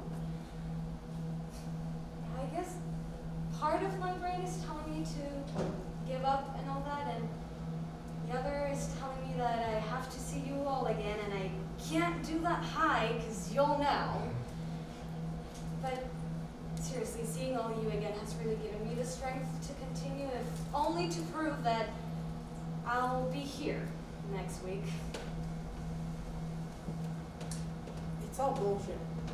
Amanda? All of this Would you like to say? new agey, touchy-feely shit, it's all bullshit. I mean, you guys don't really believe this crap, do you? Amanda, you sound angry. Damn right I'm angry. Why shouldn't I be? Trust my piece of shit boyfriend not to cheat on me. And not to cheat on me with a man, no less. Amanda. And now you want me to get in touch with my inner Amanda. fucking child? Amanda, It's may just... I? Amanda, may I finish, please? Yeah, fine. It's fine to be angry, but we're all in the exact same boat as you, so it's not fair to deliberately bring down people who are working on staying healthy. You can lash out all you want, Amanda, but when all is said and done, that's not going to change the fact that you, like all of us here, are living with this disease. Fine. It's okay, Amanda. I mean, we all feel the same way. I mean, right? I still feel guilty when I think hateful thoughts about the man who got me sick, but I don't know, it just doesn't get me anywhere. I mean, it's kind of like that scene in Apollo 13 with the Tom Hanks sign, where like they're all arguing in the shuttle, and he says, we're not gonna go bouncing off the walls for 10 minutes because we're just gonna end up right back here with the exact same problem. Always with the movie quotes. I know, I can't help it, I'm a film student. But, I mean, I think it's true. I mean, we can lash out at the world or the people who we think are responsible, but it's not gonna make us any healthier or more curious. Yeah, and also, sorry, can I add something? Please. Cool. Okay, well, you know, it's like, I found out that I was positive very recently, and when I found out, I was terrified. But now I kind of get the feeling that things are going to be okay. You know, just like, all the support that I get from friends and classmates like Rob here, and you guys, just this overwhelming feeling of like warmth and love. In a lot of ways, I think it's a feeling that I wouldn't have gotten had I not contracted the virus. You know, so I don't think that it's new agey or bullshit. It actually helps keep things in perspective. It gives me a reality check. I know that sounds strange, but Actually, that doesn't sound strange at all, but thanks for sharing. Okay, well that seems to be time.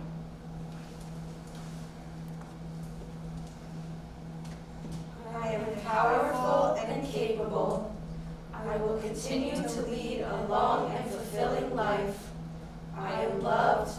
I love and appreciate myself. So, tune in next week, same bat time, same bat channel.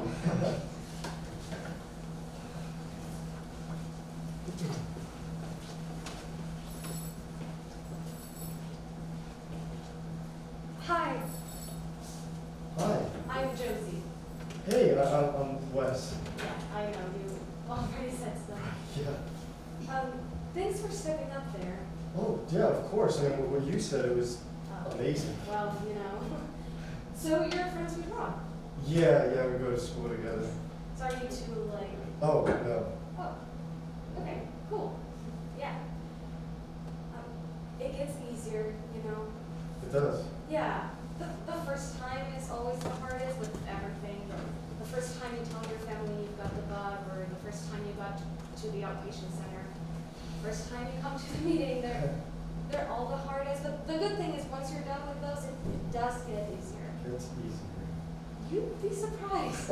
I've been reading about dying for so long, I'm kind of bored with it. You put that in the movie. She actually said that? Josie. Okay, I'm sorry. So I hope we didn't scare you away. Oh, no, not at all. You didn't. Don't mind Amanda. I think getting sick has been a dream come true for her since now she has an excuse to be way too rich. Oh. So I'll see you next week? Yeah, I think so. Okay, cool. Cool. Fade to black. So why did you keep going to the meetings all those years? Doesn't matter why. Come on. That's a chicken shit answer, you know. What's the difference? I mean, it's one thing to fool a bunch of idiot film students, I guess, but I mean, you stood to gain nothing by going to those meetings. Sorry, it was because of her. Or you, I guess. I know. God, you're just too easy. You were never this mean back then. Sure I was. You just didn't get to know me well enough. Interior, movie theater, night.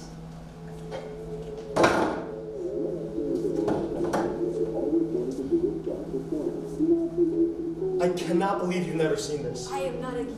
Okay, that's a fair point. Well, okay, you're gonna find it like actually entertaining. I promise. It's not stuffy. It's actually like, it's really good. And Gilliam owes a huge debt to this film with 12 Monkeys. 12 what? Oh my God, you're kidding me. Hey, I spend most of my youth half-conscious in back alleys. What do you want from me? Seriously? Heroin addiction ain't pretty, sunshine. Yeah, that's fair. I'll keep an open mind. That is all I ask. Do you think we'll make it to group? Maybe. I mean, if we don't, it's fine. I could take a week off from Amanda being a little bitch.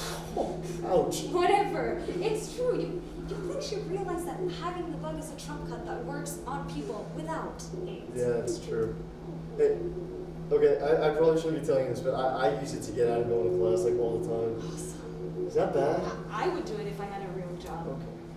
Speaking of which, are you gonna take that job? I don't know, I might. Why not? It sounds perfect. No, it is. They even said they bumped the salary to help you with meds. Yeah. Fuck yeah, go for it. I most likely will. Why wouldn't you? Because I'm weird. Yeah, you are. Speaking of which, I got something for you. Really? What? It's really weird, Okay, but let me see. I'll explain. Oh, okay. Cool. It's oh.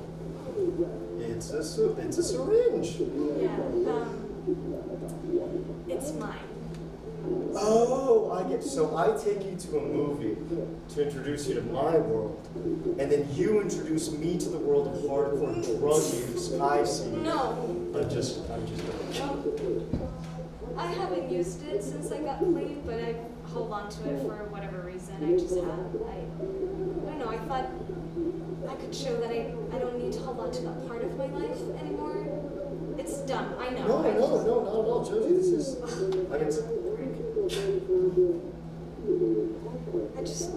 don't know. I thought you could have something really horrible to remember me by, and it's stupid. No. I mean, seriously, this is really, Josie. I'm honored. This is. it's really, okay, it's sick as all hell. It is. But then again. You knew that about me when we started hanging out. Exactly. Thank you, Josie. I'm honored. Okay, yes, ma'am. Thank you, Josie. So this is a director that has done a lot of things? Oh my God. I'm kidding. I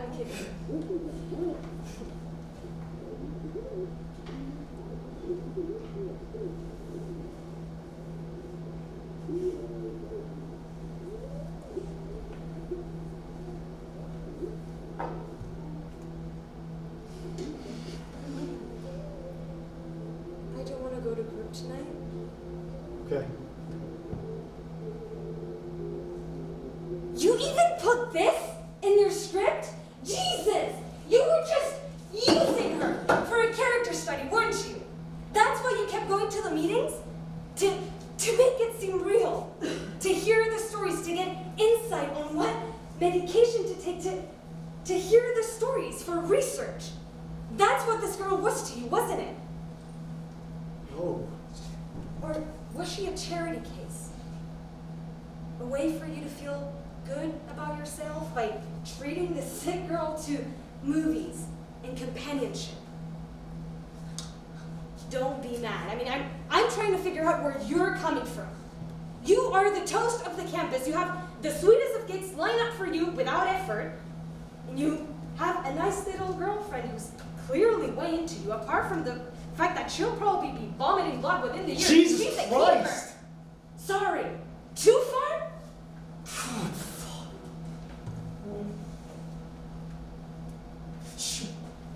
She was not a charity case. Okay then. Now, I know I always joke about this, but in all seriousness, this girl does want to fuck you, like, badly. Girl probably hasn't gotten laid in, like, what, over 3 years? I think she's gonna snap. So, what's going on there? Or am I right in assuming you're about to show us? Exterior, sidewalk. So that was fun. Yeah, I don't know. I don't think it was his best work, so. Right, I forget I'm talking to Geeky the Film Nerd here. That is correct.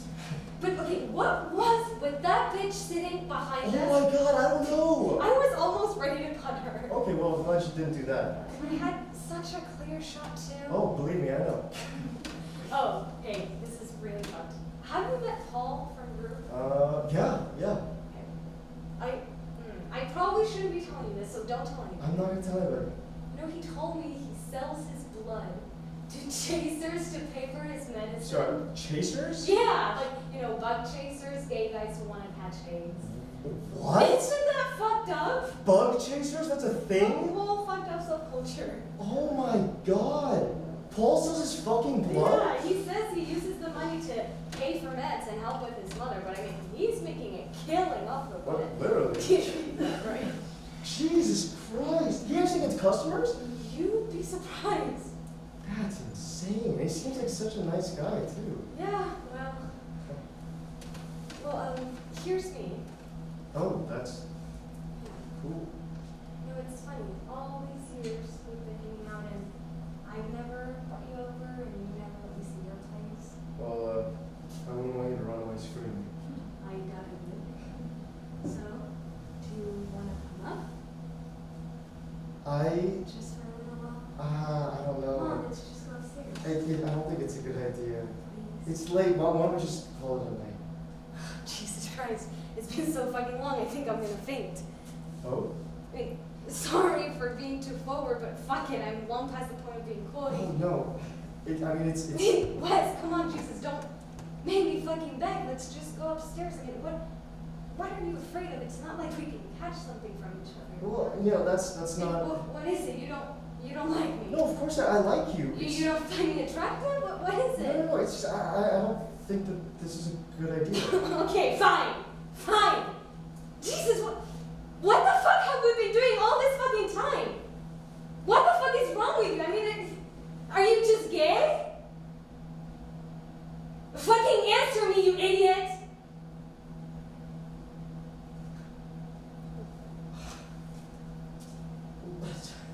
Josie, what do you want me to say? You don't fucking touch me! And it's pretty obvious you have no interest in doing that anyway. Josie, come I on. mean, fuck!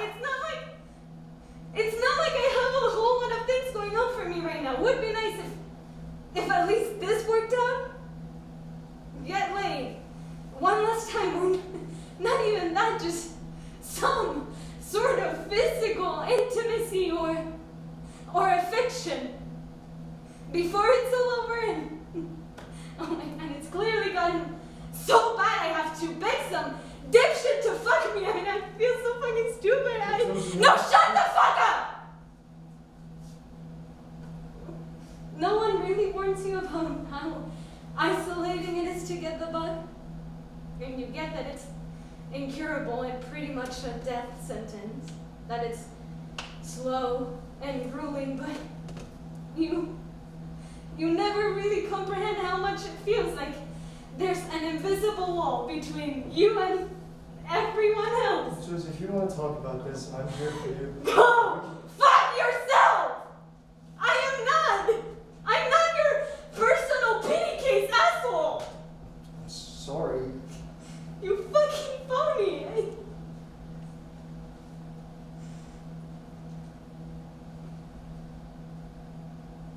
Fade to black.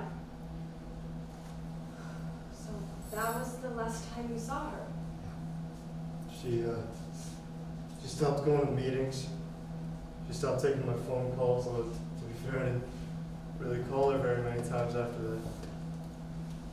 She probably died. Moira broke the news to us eventually. I stopped going to meetings. I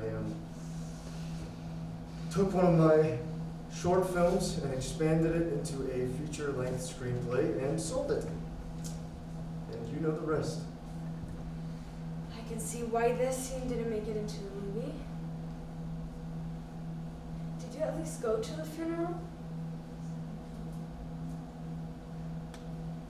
How do you live with yourself?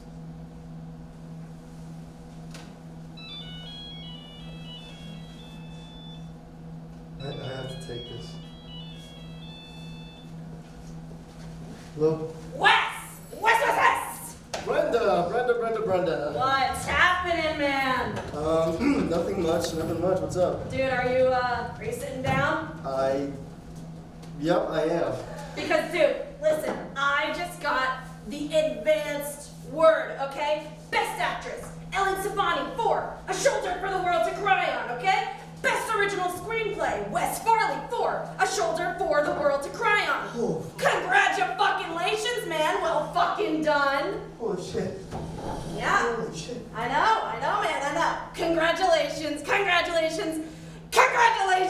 Oh, Brenda, It hasn't even registered yet, No, has not it? really, it hasn't. Yeah. Well, tonight, enjoy it, because you thought the interview circuit was ruling before. Hold on to your fucking hat, man. Fucking bring it.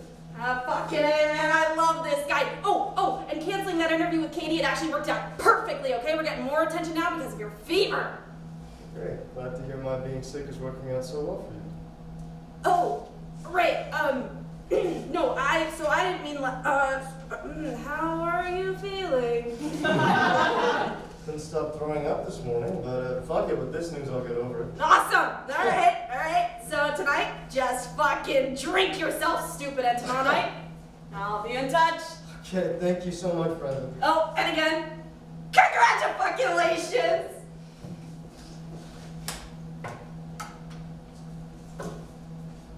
Holy shit! We all saw that coming. I'm glad to see you were so confident. I have something for you.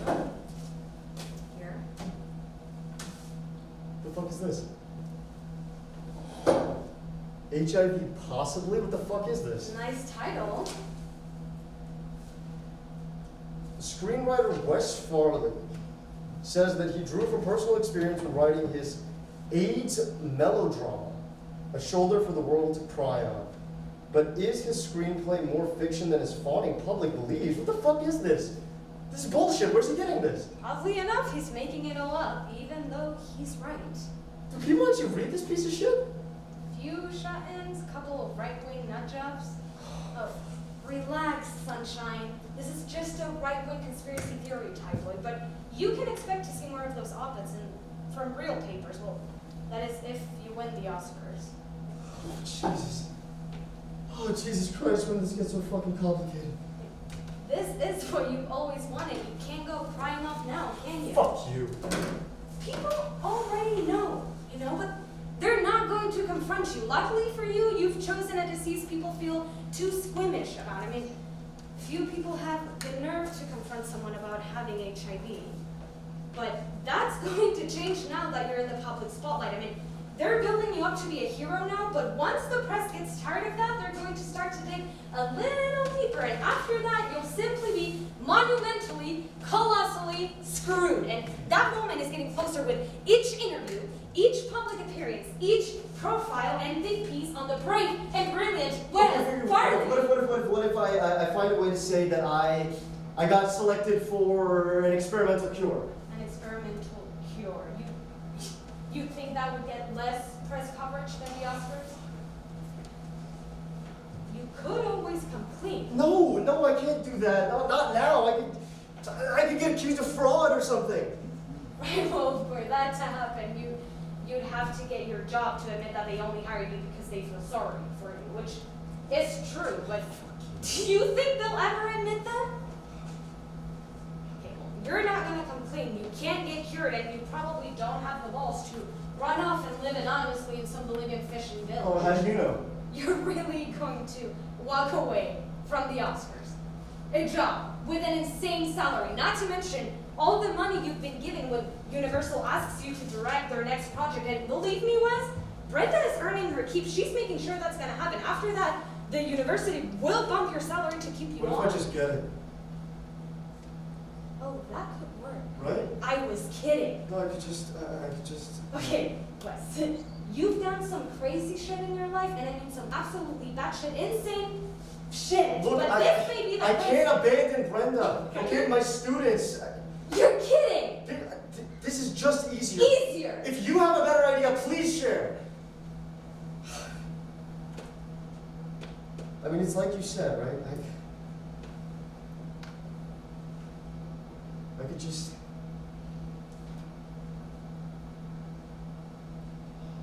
Maybe it's what I deserve.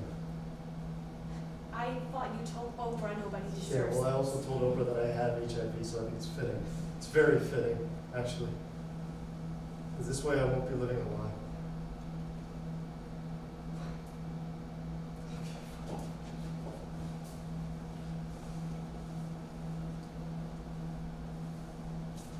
Hey, Paul, long time no hear, right?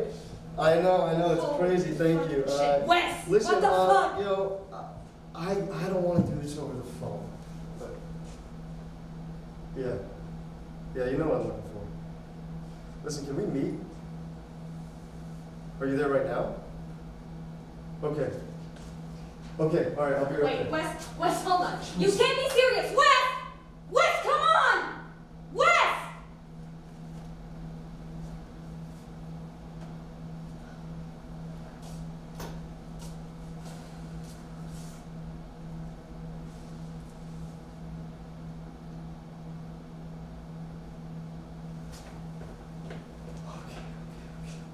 Jesus. Wes. Don't try to talk me out of this, Josie. You got that from... Yep. He knows you're a faker. I don't know, he didn't say anything. You don't think he'll try and blackmail you? Well, if he does, I'll just expose him. Plus, from the looks of him, he's not going to be around long enough to be a threat anyway. Okay, you're not seriously gonna do It's this. like you said, there isn't any other option. You actually think this is an option? All the people that I've hurt, this actually makes a lot of sense.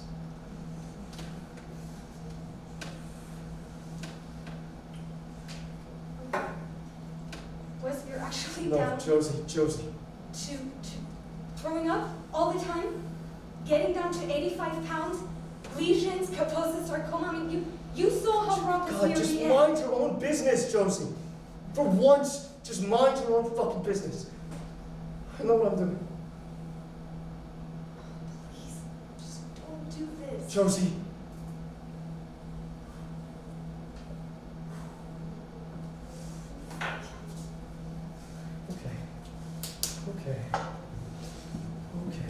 count to three. Just gonna count to three. It'll be all over. Just gonna count to three. I can't go back. 1, 2, 3. Okay, you're right. You're right, dumb idea. Dumb idea. Christ.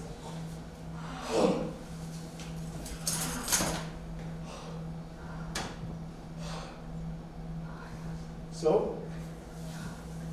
What now? I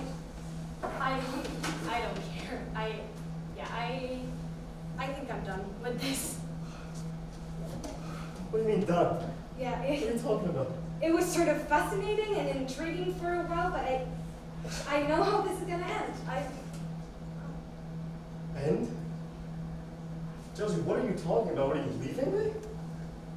You don't need me. You know what's right and what's wrong. You just clearly don't care. Oh, come on! What have I done, Josie? That's so horrible. Huh? So I didn't sleep with a chick that has AIDS. Is that such an unforgivable crime? But what else? What else have I done? I have inspired countless people with the bug to keep trucking on. Now, with half of my charity work, I've probably done more for the cause than people that actually have AIDS. I mean, okay, so people don't know as much about my personal life as they wish they did. What's so wrong in that? Nobody's getting hurt. It's not like I'm selling my tainted blood for profit. Okay, Paul's the real scumbag. What the fuck are you getting so high and mighty about? You used to be a fucking heroin junkie. Wesley, tell yourself whatever you need to sleep at night. I have officially lost interest. Okay, fine. Maybe I should have fucked her. That would have been the right thing to do, and it would have saved me a lot of aggravation. You just don't get it! It's not that you should have slept with her, that you can't even comprehend. This shows how hopeless you are. And when your imaginary friend can't stand you anymore, you're in some serious trouble. Fine.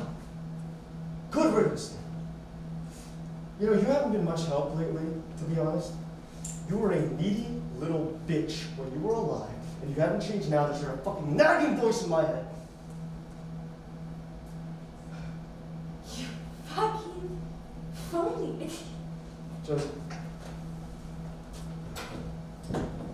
Come on. Josie, I'm sorry.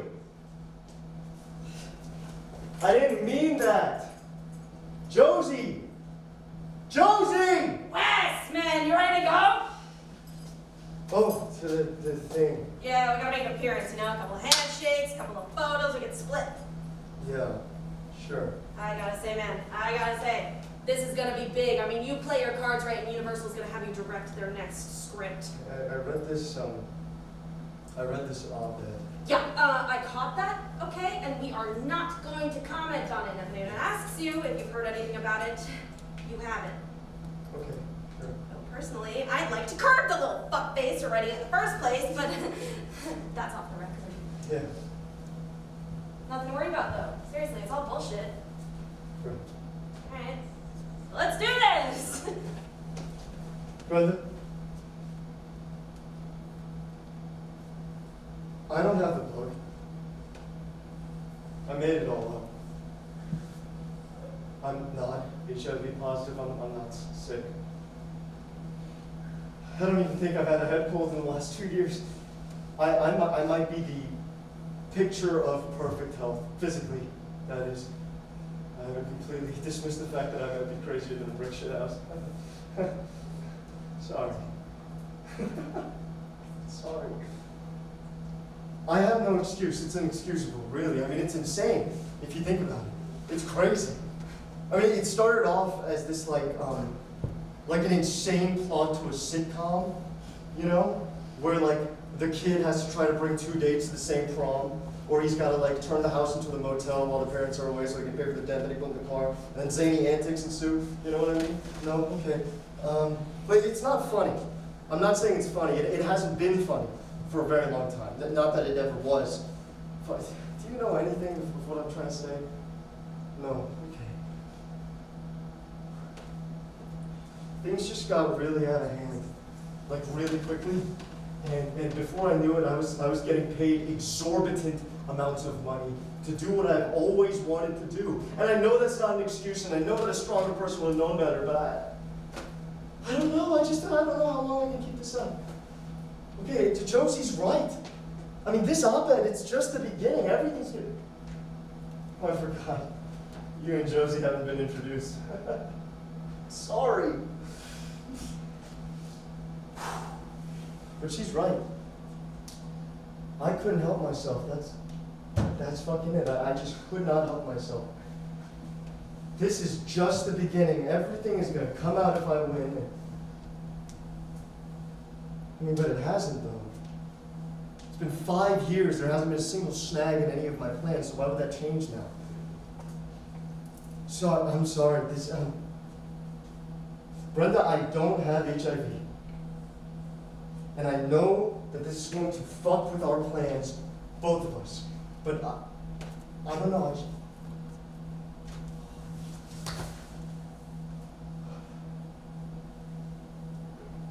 What?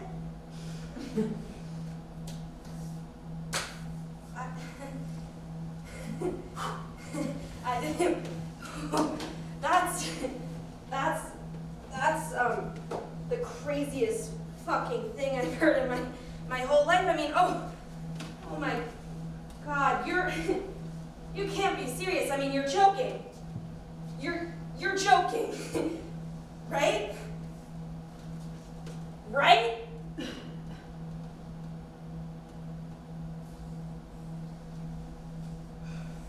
Look on your face! Oh my God! That's priceless! Dude! Gotcha! What? Oh, you are joking! Yeah. Oh my God! I just wanted to make one last attempt to ditch this fucking party. I mean, you almost gave me a fucking heart attack there, but. It looked like. Woohoo! Holy shit! Yeah, look like you look like your meal ticket was flying. Seriously, mix a metaphor. Come on, man! I don't just see you as a meal ticket. Oh no, you just see me as a guy to stick the bar tab with. That's fucking right. Speaking of which. Oh, you cheeky bastard! All right, so let's do this. Yeah, I am. I'm in.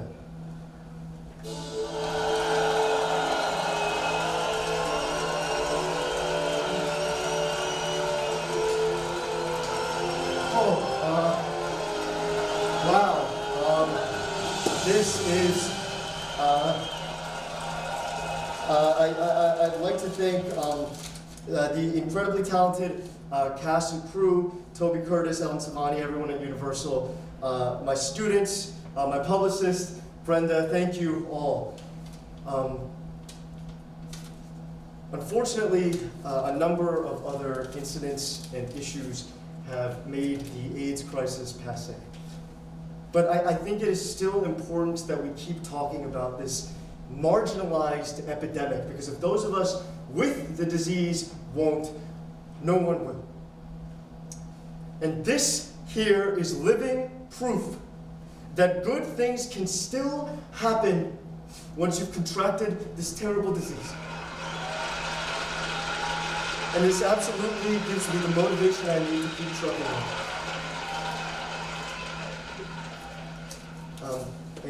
And lastly, I would like to thank the young woman who I based the character of Josie on, who has really shown me who I am and what I'm capable of. So really this award is for her. Thank you.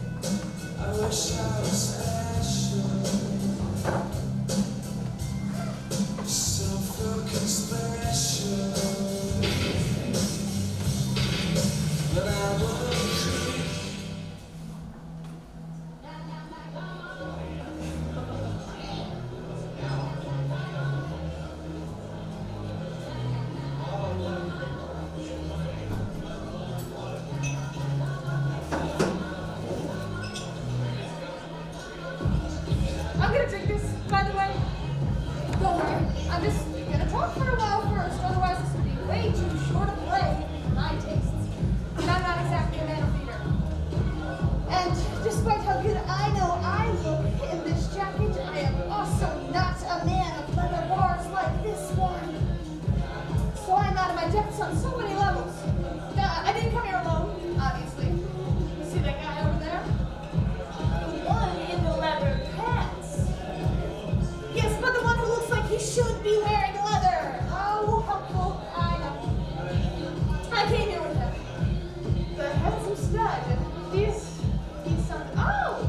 He's waving at me and he's telling me to drink my beer. Drink my drink. And he doesn't know it, but he's asking me to make a decision. A decision that I was just as happy not making.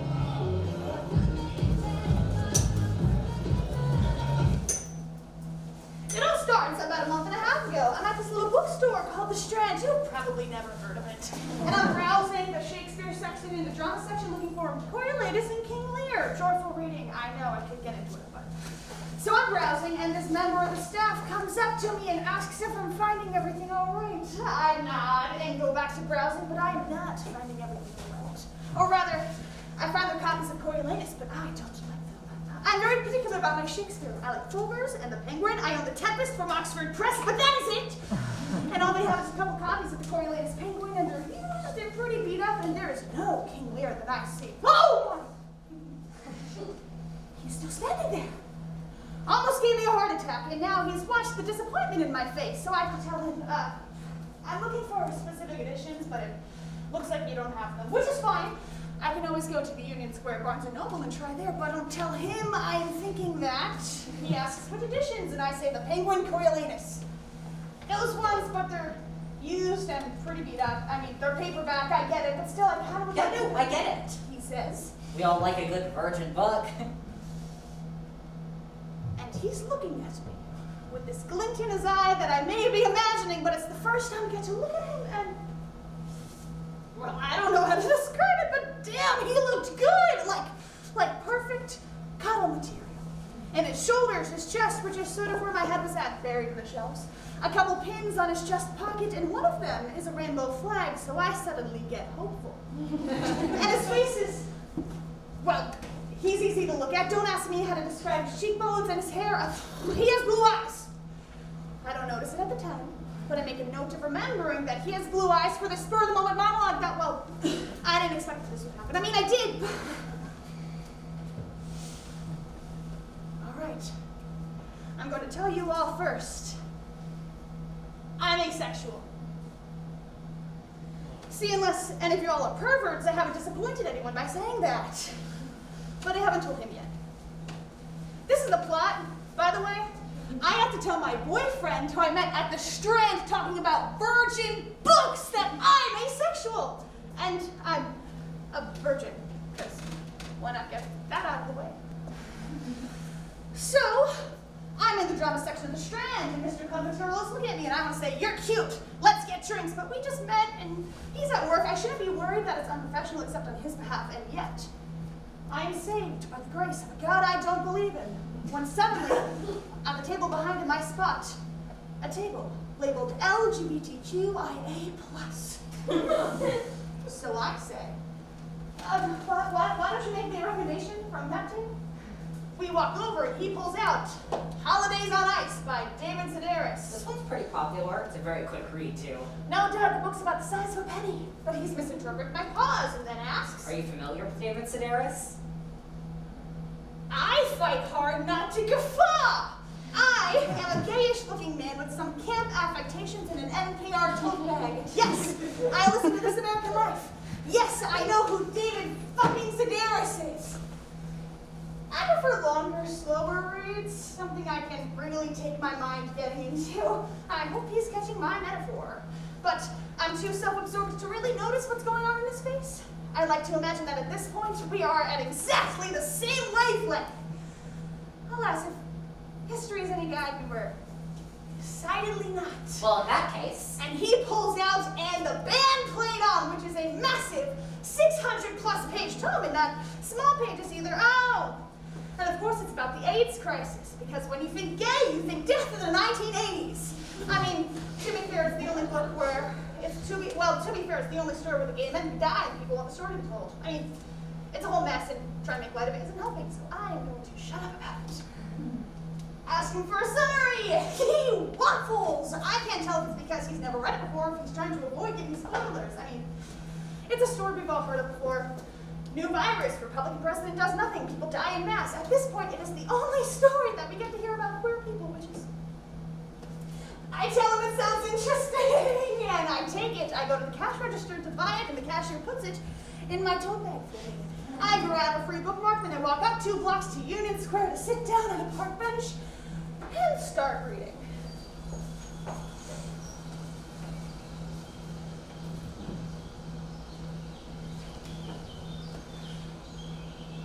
This is very unusual for me. I get a book, it takes me a good couple of days to really get into it, but I'm trying to get my mind off of Mr. Covington. I'm not sure why I need to forget him. Well, probably because we've talked for about a minute, and I've already envisioned our wedding, which is unhealthy, and I'm aware of that. So about what? 25 of these massive fucking pages, and when I look up, and there he is, looking at me. Oh, fuck. So I imagine the honeymoon. Greece, if you're wondering, because... duh. And he's waving at me, the fucking psychopath! And he starts walking over, so I put my bookmark in and close the cover. I don't want to be rude to my future husband, which, by the way, is the 3rd future husband I've seen this week. But he's the first I've seen twice, so. You didn't waste any time. His voice is sort of plain, which makes it easier to catch any emotion that he puts into it. What do you think so far? I think I've really only hit setup material. I don't even think I've hit the thesis yet. He nods and doesn't ask any more follow-up questions. Have you read it? No, but I hear good things. Is that bookstore speak for not my thing, but I can't bad talk a book? More like, people have said good things, but that's like 5 people and they're vague. It's good or all I've heard. Okay. I prefer shorter books. I can tell based off your first recommendation. I like books that I can get through in a single sitting or two. It helps me keep all the ideas in my head the whole way through. And it lets you run up the score in all those challenges. Read X books this year, and you don't tell them it's because you read books the size of a penny while everyone else is out there reading The Overstory and Crime and Punishment. And then I have a bit of a heart attack because I said that shit out loud!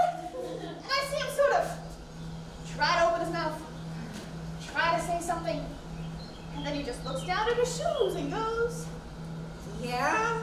And I'm kind of glad I called him out, but also worried that I pushed him in any way. I'm not imagining him cheating. This is 4 years after a honeymoon, and I want to be mad, but I also feel weird because I was flirting with a coworker the night before, so I'm not totally innocent, but I didn't want to sleep with the guy, but I wouldn't want to. What I imagined in my head in that second and a half could be an entire Broadway show on its own. But I've forgotten most of it, so now it's just a footnote in my own very real story. So Mr. Cut Material is looking down at his feet, and then he sort of recollects himself and says, That? I feel called out. And I don't know how to walk that back without seeming totally asinine or like I have no convictions, but then he asks. That felt personal. Ah, that I can respond to. I don't know you well enough for it to be personal. And then deadass, he looks at me and goes, Well, we should do something about that. So I imagine our adopted daughter on her first day of high school. Yeah. And for the first time since I've known him, which is what, 35 years in my imagination? He looks actively uncool. How about Friday? I get Thursday nights off. I could take off work Friday, but I'm not that desperate to meet the future father of my daughter.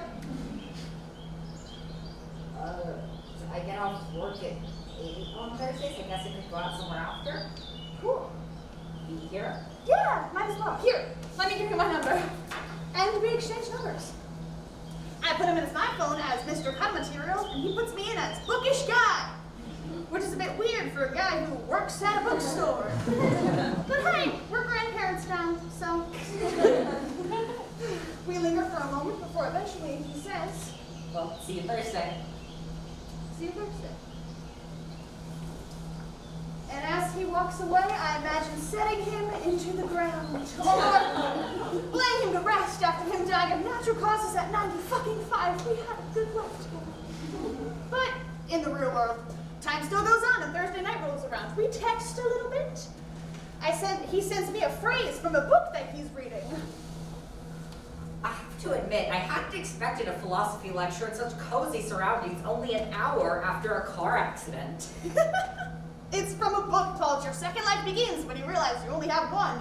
And to show him that I'm mightily working my way through in the band played on, I give a quote to show him. I eventually settle on, I'm going to teach you how to cruise, Gary says with his characteristic decisiveness. Anyone can do it. I sent it over with an LOL. I did try to find something less, forward, but it's a book about the systemic ignorance of the AIDS epidemic.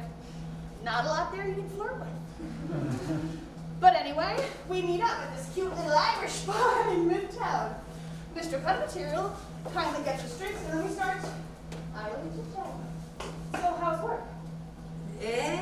Retail, right?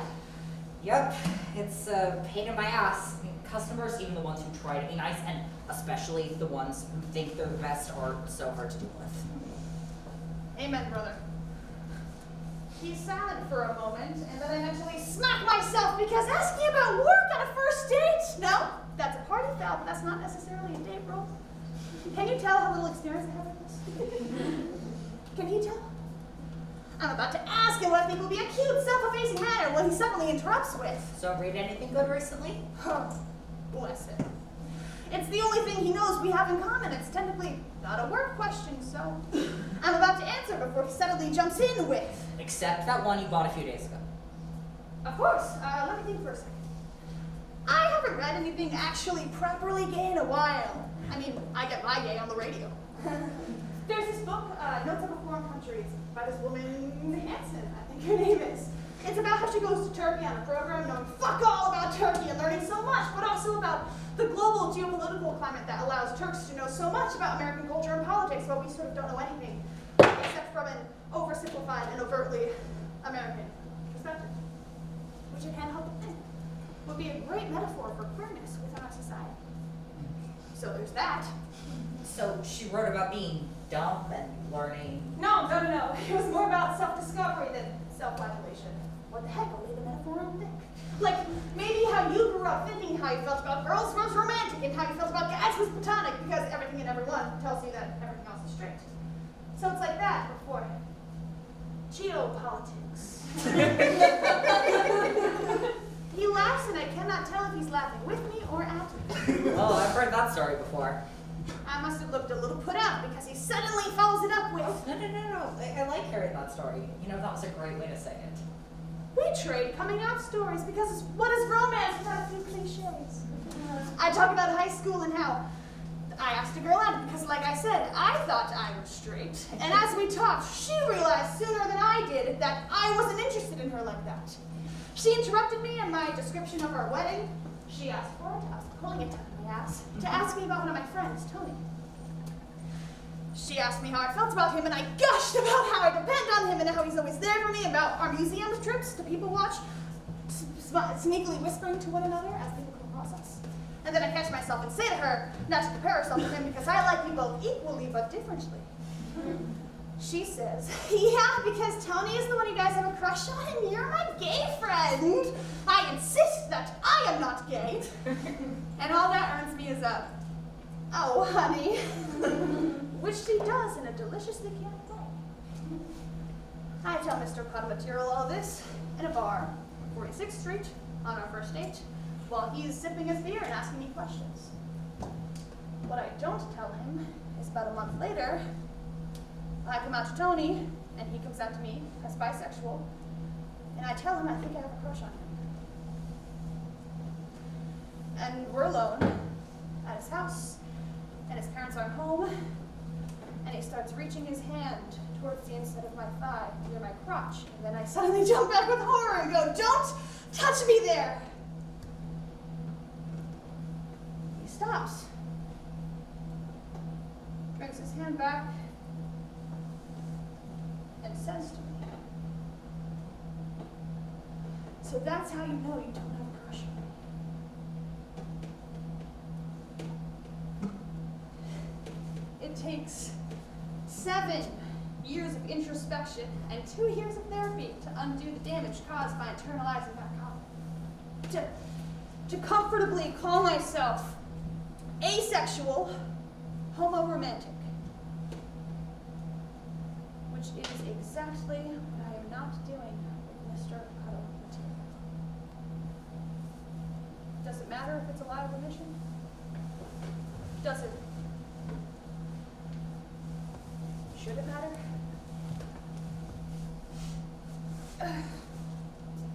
We have a lovely night. My overbearing anxieties take a back seat for the night. The flirting is fun. We're slowly getting to know what works with each other and what doesn't. So, after 3 hours and 3 drinks each, we head out. He holds my hand as we walk through the door, and I'm about as giddy as a high school girl thinking she's about to marry her first crush. We get to the subway and we differentiate our different routes to different neighborhoods. I live in Queens, he Greenwich Village, typical gay. And before we head out, I ask if I can kiss him on the cheek. He smiles and says yeah, and I do. And his smile gets wider, and he does the same for me. He says that he's not sure when he'll be free next, but he'll text me. And then we part ways. And he does text me, by the way, in case that wasn't obvious. Because if he doesn't text me, then it stops there and you walk away thinking, what was the point of that? So yes, he texts me.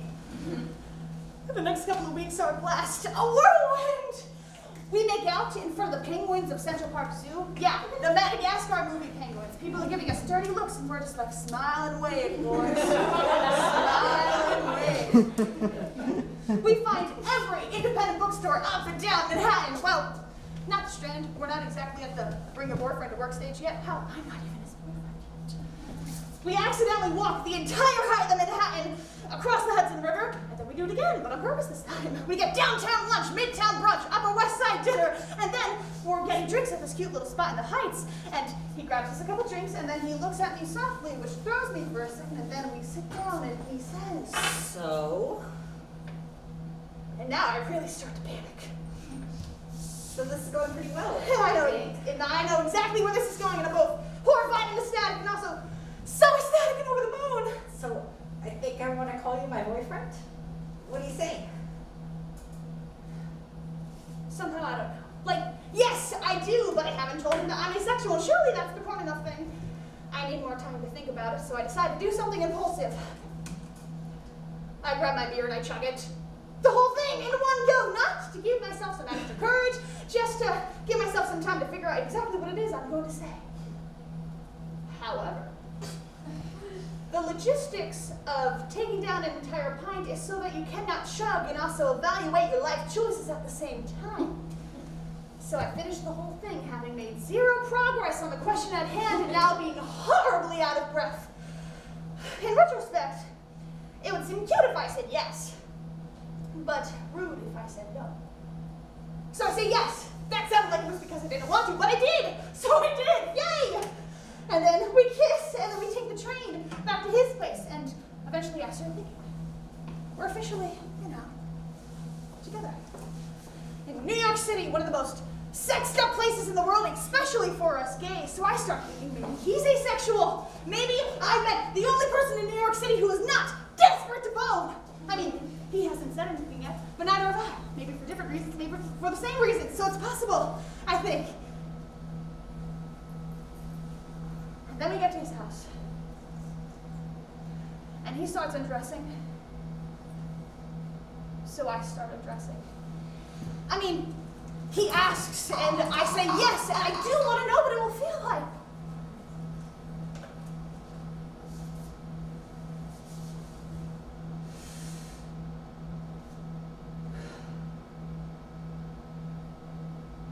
It's not always this awkward, is it?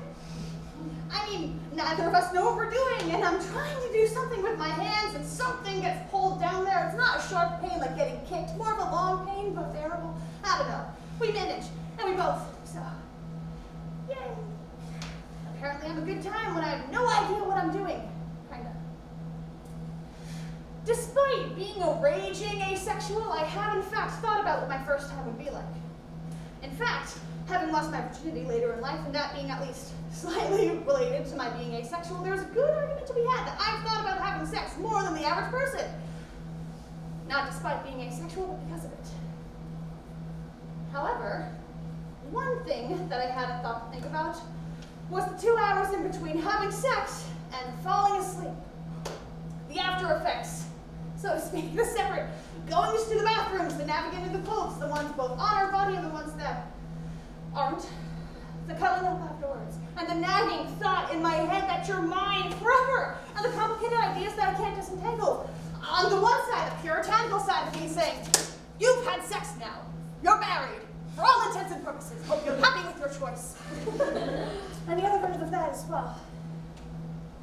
Yeah, he's my first. It's part of my history now, no matter if we stay together, break up, whatever. Which, on the one hand, gives a lot of power to the idea of virginity and its correlated ideas of purity and the oppositional relationship between sexuality and purity. And it's kind of a gross way to think about it, and having lost my virginity should not matter that much to me, but like it does! It just does. In this moment, I feel the need to be the little spoon. To be comforted, because all these anxieties. It's not that the sex was traumatizing, just I hadn't expected it to matter so much. I had told myself my entire life that not having had sex didn't matter. But if having sex mattered, then by default, not having had sex mattered. So in addition to feeling weirdly connected to this guy, I also find myself reevaluating every choice I've ever made. What if I let Tony, back in high school, what if I let him keep going if we'd gotten together then? Or another guy, freshman year of high school, freshman year of college, or a different guy, junior year or senior year. There have been a lot of guys. There have been a lot of guys that I've had crushes on throughout the years and have never acted upon. And how is this weird revision of history different from all of the what-ifs I've asked myself alone in bed at night for years? How is it different?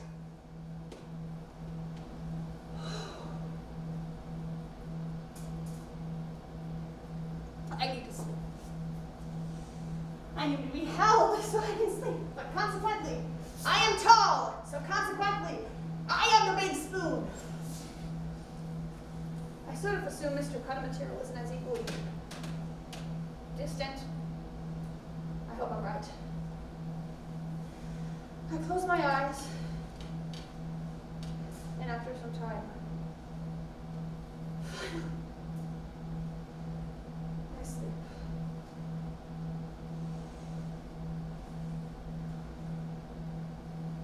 And when I wake up, my arm is around my boyfriend. Ooh. That's nice to say. Boyfriend. And not strictly tied to the having had sex last night. Well, kind of, but not in a transactional way.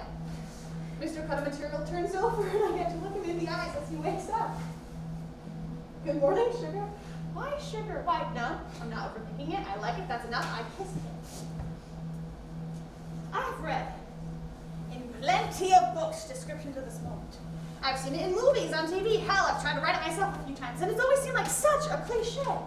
Such a happy moment that every writer thinks is so unique to them, even after the 5,000th time we've seen it. Like, how does anyone think that this moment is so special and so unique that's worth writing again? I mean, isn't this the kind of cliche most writers swear that they will avoid? I mean, I just don't understand the point of this. Oh. I get it now. Like, I get it. We get dressed and Mr. Cut Material says to me, how about brunch? And I say, sure, but let me go home and get changed first. So I do that. I go for a simple t-shirt and jeans and a shower so I don't smell like last night's sex. It's only so cute for so long. And then I go downtown for brunch, which was weird. Like, good weird, maybe, but weird. We just slept in each other's arms, and now we have to pretend that this is intimate, like we're being held apart, not pushed apart, held apart by this very big table. I mean, whatever. food is good. I'm sort of distracted by the guy in front of me, by the night, by the morning. At brunch, one thing that cuts through the distraction is a question, or more of a proposition for Mr. Cuddle Material. There's this bar in Chelsea that I hang out with some friends at. I'd really like to introduce you to them and them to you. Okay, Would you like to go there tonight? cool. So now we just have to kill how many hours it is until it becomes socially acceptable for us to go back to a bar. So we start meandering around town together, sitting on park benches, people watching, duck watching, dog watching, strolling up and down the streets, still not entirely believing that this is my love. I had been single for over a decade, ever since the end of high school, and only that was a 2-week relationship that didn't go anywhere or mean anything, and I was, until last night, a virgin. My head is swimming. I sort of get the sense that Mr. Cuddle Material is trying to engage in some really deep conversations, but I'm too lost in the sound of his voice to really engage in anything that he's saying.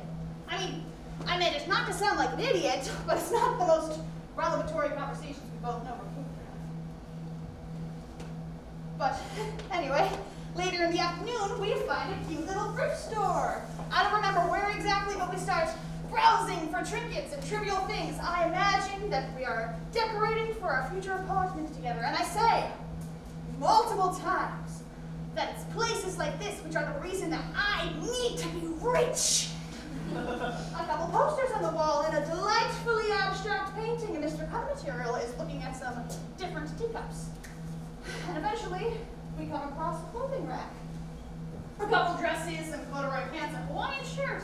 And eventually Mr. Cuddle Material finds a leather jacket and says, You should try this on. I think it'd look good on you. So I do. Ooh, and it does. Clothes that fit at a thrift shop. That is rare for them to look this good. Like, I look good, and I'm also glad that I went for simple rather than complicated in my wardrobe today, because now I can just throw this on. You should wear that to the bar tonight. Well, I'm sold on it. I reach into my pocket to grab my wallet and pay for it, but then Mr. Cuddle Material stops me and says, No, it's my treat. Okay. So I know it's uncool to say I love you this early in the relationship, but not saying that is going to be a struggle. So here I am, in my swanky new leather jacket that my new boyfriend just bought me, happy as a clam and thinking tonight will be fun and games with Mr. Cuddle Materials' friends. And then we get to the bar. A leather bar. Like, this was so not what I was expecting. Like, I am gobsmacked. I feel so out of place. Like, not like anyone here is saying, you don't belong here, but more of a, why am I here? Like a penguin in the Serengeti. Nothing wrong with penguins, nothing wrong with the Serengeti, but they do not make a natural match for each other. Then again, everywhere in New York sort of feels like an actively sexual place that I do not belong in. But this place feels so much more explicit. Like the difference between background radiation and subliminal messaging until you stop and take a look around and realize that's not subliminal as much as it is liminal. Supra-liminal even. I still have this mental haze, but it's a bit different now, more anxiety and dread. And oh, hi, nice to meet you. I exchanged simple platitudes with a couple of guys that Mr. Cuddle Material introduced me to, but I'm not fully engaged in what they're saying. Gives me a drink and I tell my niece's face and I sneak away.